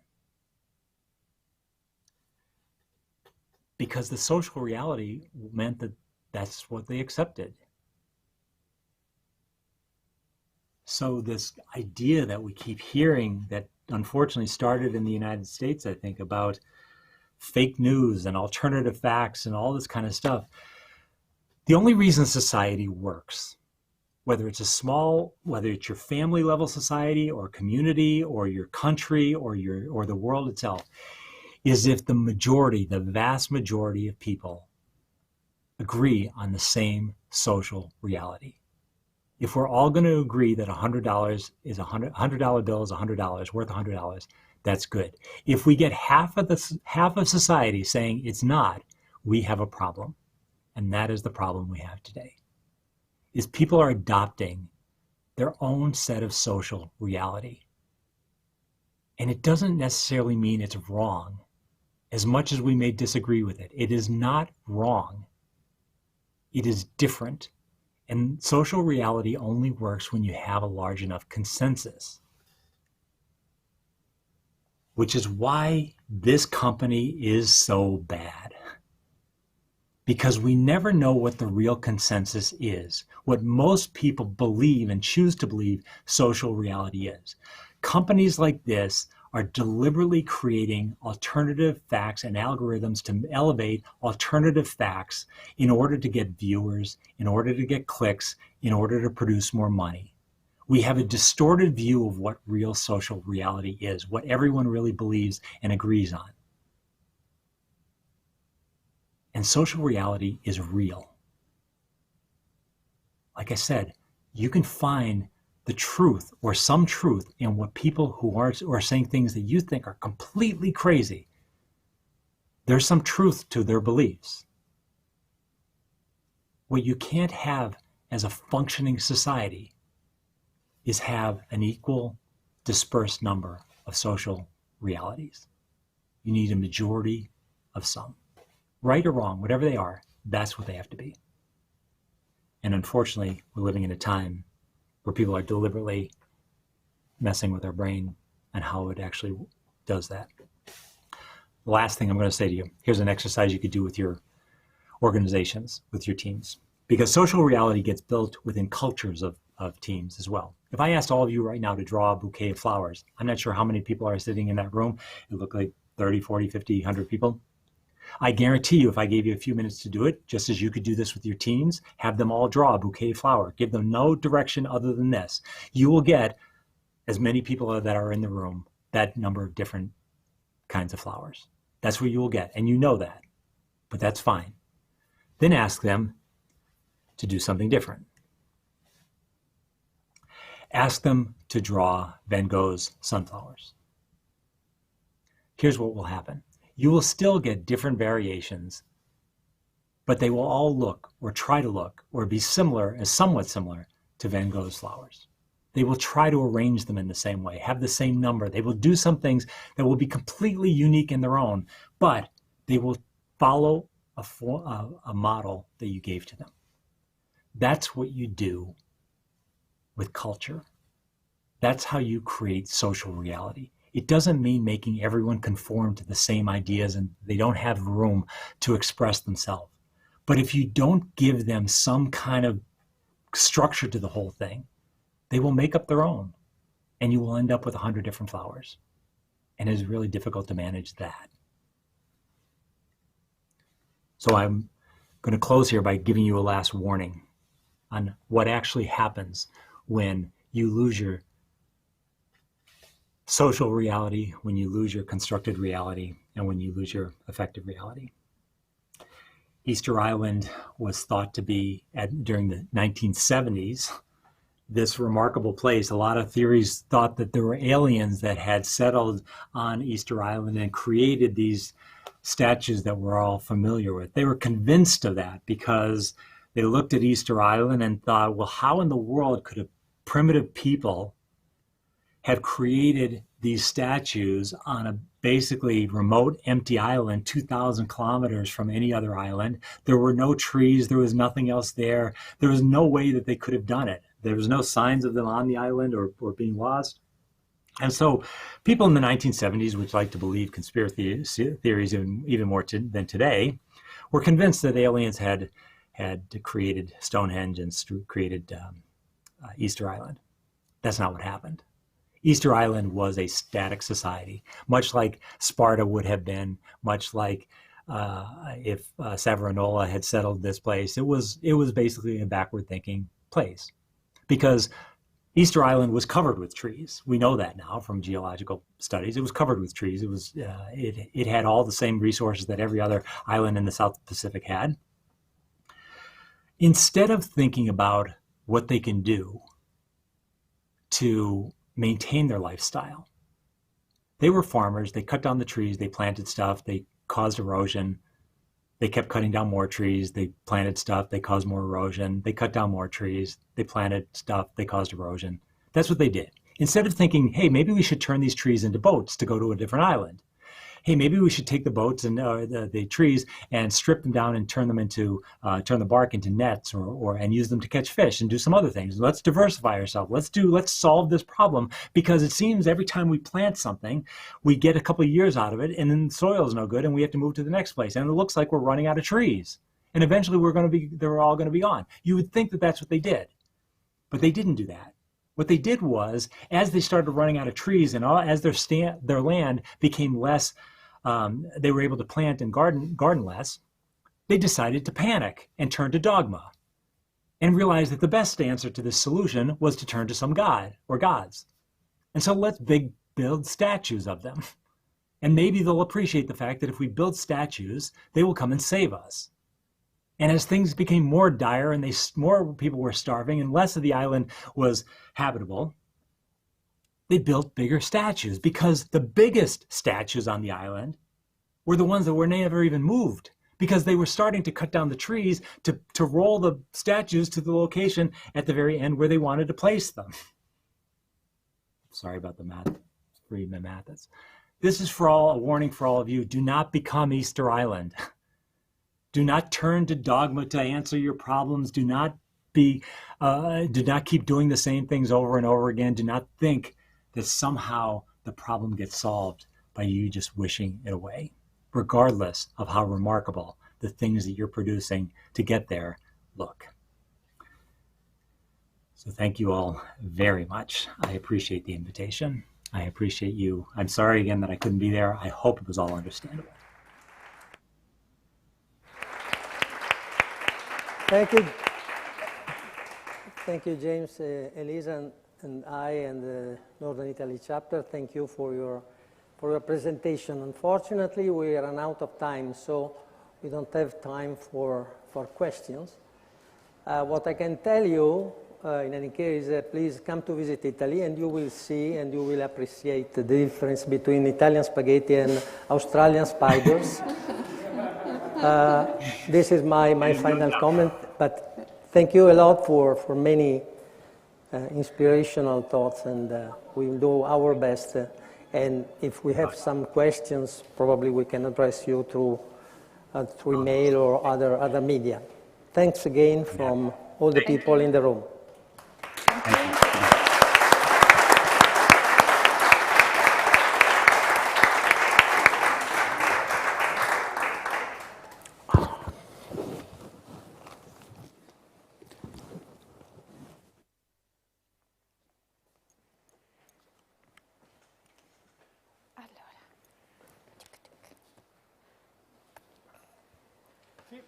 Siamo arrivati al termine di questa bella giornata. Ti voglio dire che di questi 25 anni ne abbiamo passati 13 insieme. Già, perché già. ho iniziato a fare il volontario nel 2008 e quindi ci attende ancora tanta strada insieme. Abbiamo fatto una caccia al tesoro per invitare le persone a giocare con noi, per premiare i soci più attivi. Abbiamo avuto un'ottima risposta. Speriamo la prossima volta di averla ancora superiore. Purtroppo avevamo solo 3 premi, li abbiamo estratti a sorte. Qui vedete i nomi dei vincitori, ai quali nelle prossime settimane avremo l'opportunità di contattarli per avere i loro indirizzi e inviarli. Quindi complimenti ai vincitori e grazie a tutti quelli che hanno voluto partecipare in questo percorso all'interno delle risorse del PMI-NIC, perché la caccia al tesoro era l'opportunità per farvi scoprire che cosa il NIC fa per voi, per i propri associati.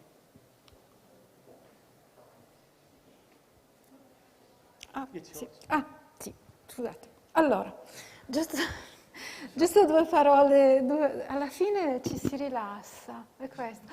Allora, giusto 2 parole per parlare di noi nel senso del futuro, noi andando oltre.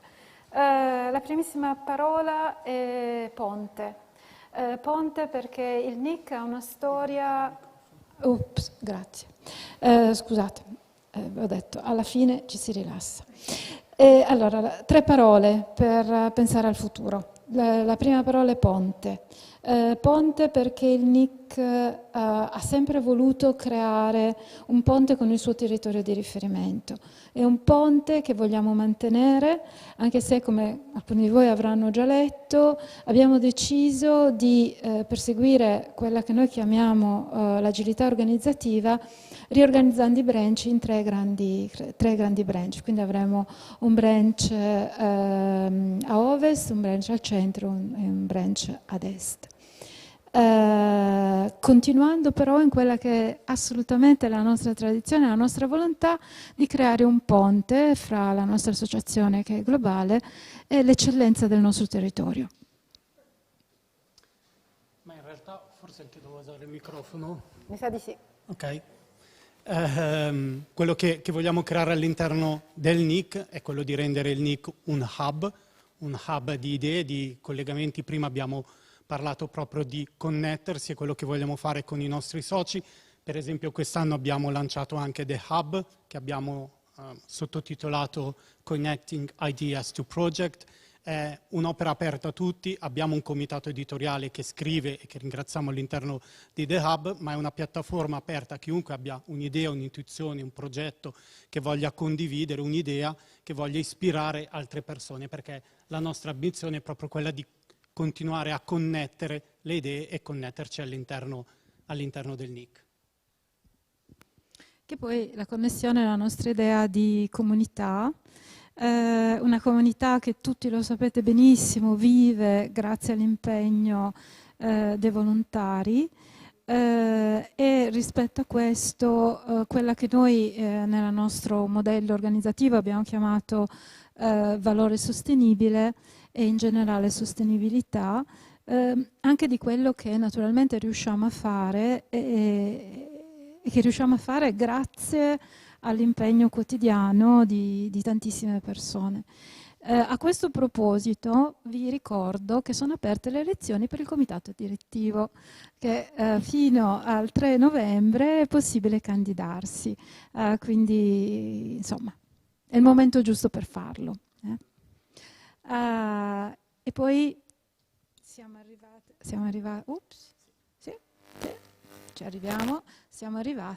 ai ringraziamenti. Sì, un momento un po' istituzionale ma sicuramente dovuto. Prima di tutto ringraziamo il Museo della Scienza e della Tecnica, non è la prima volta che ci troviamo in questa sede meravigliosa a fare un evento.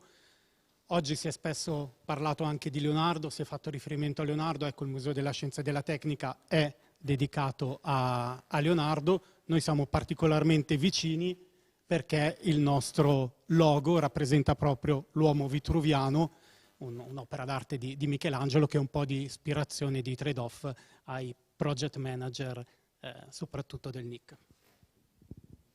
Allora, un grandissimo grazie a tutti i nostri relatori, credo sia stata un po' un'emozione per tutti ricominciare ad avere i relatori in presenza e quindi anche tornare al relatore virtuale fa un po' effetto, però grazie a tutti, qua ce ne sono solo 2 di quelli in presenza, grazie in particolare a voi ma anche a quelli che sono stati con noi comunque.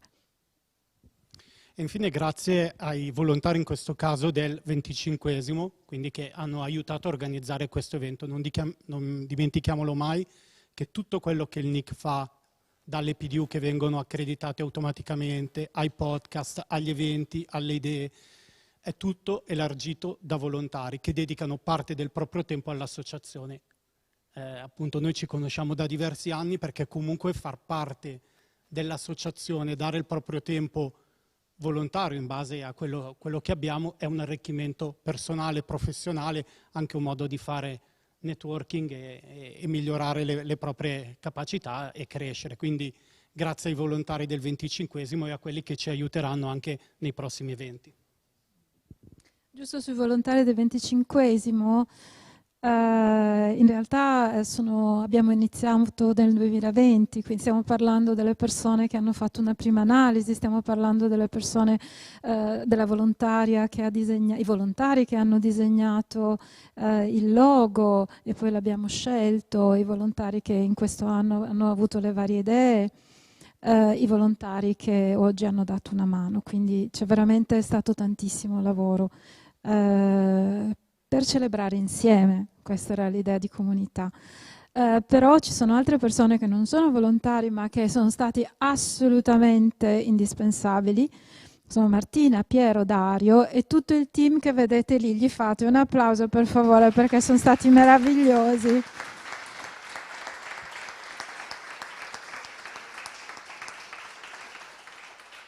No, non ci saremmo riusciti senza di loro in questa nuova esperienza blended.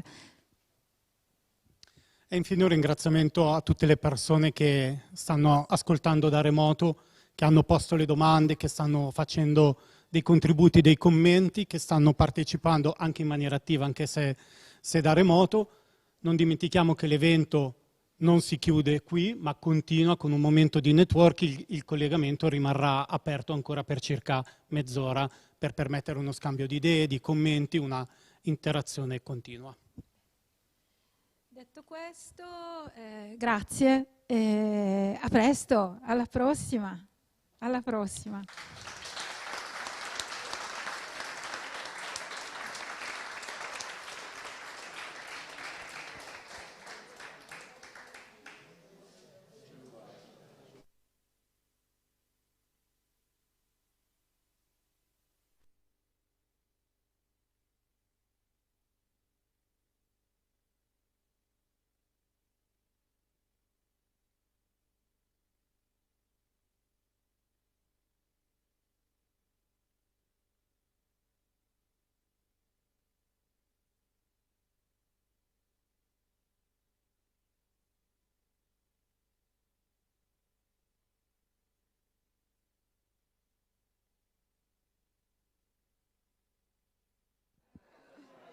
C'è l'aperitivo? No, lascia stare.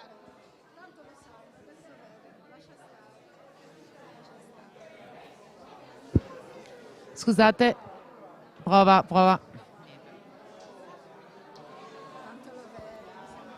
Ehi, anche per voi.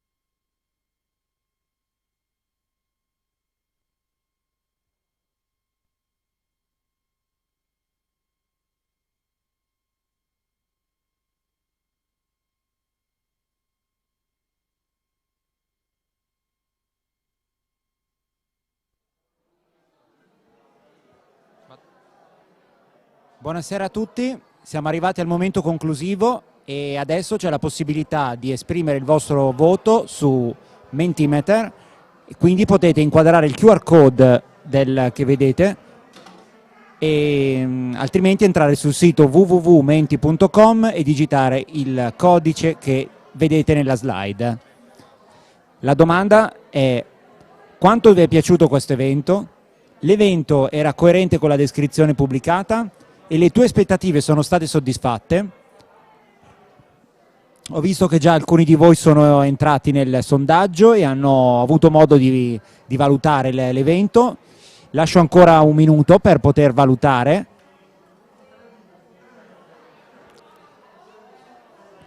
È stato veramente un evento bellissimo, eravamo qui in tanti ma non tutti quelli che volevamo, sappiamo che da casa vi siete connessi in tante persone e spero vi siate divertiti. L'evento è stato molto bello per tutti noi e speriamo appunto di organizzarne altri presto, magari in presenza, per vederci tutti. Ancora un minuto per votare, dopodiché vedremo i risultati e concluderemo la nostra attività salutandoci al prossimo evento.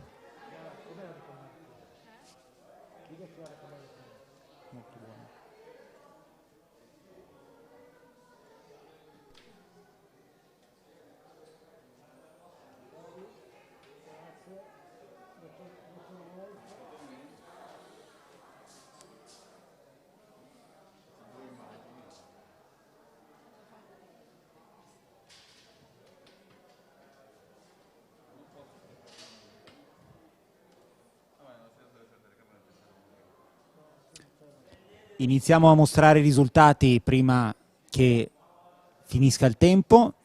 Direi che è stato un successo.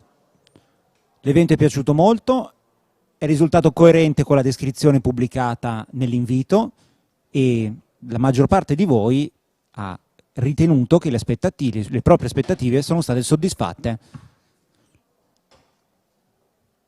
Quindi il processo di voto è chiuso, direi che abbiamo finito. Grazie a tutti per la partecipazione, ci vediamo al prossimo evento. Ciao!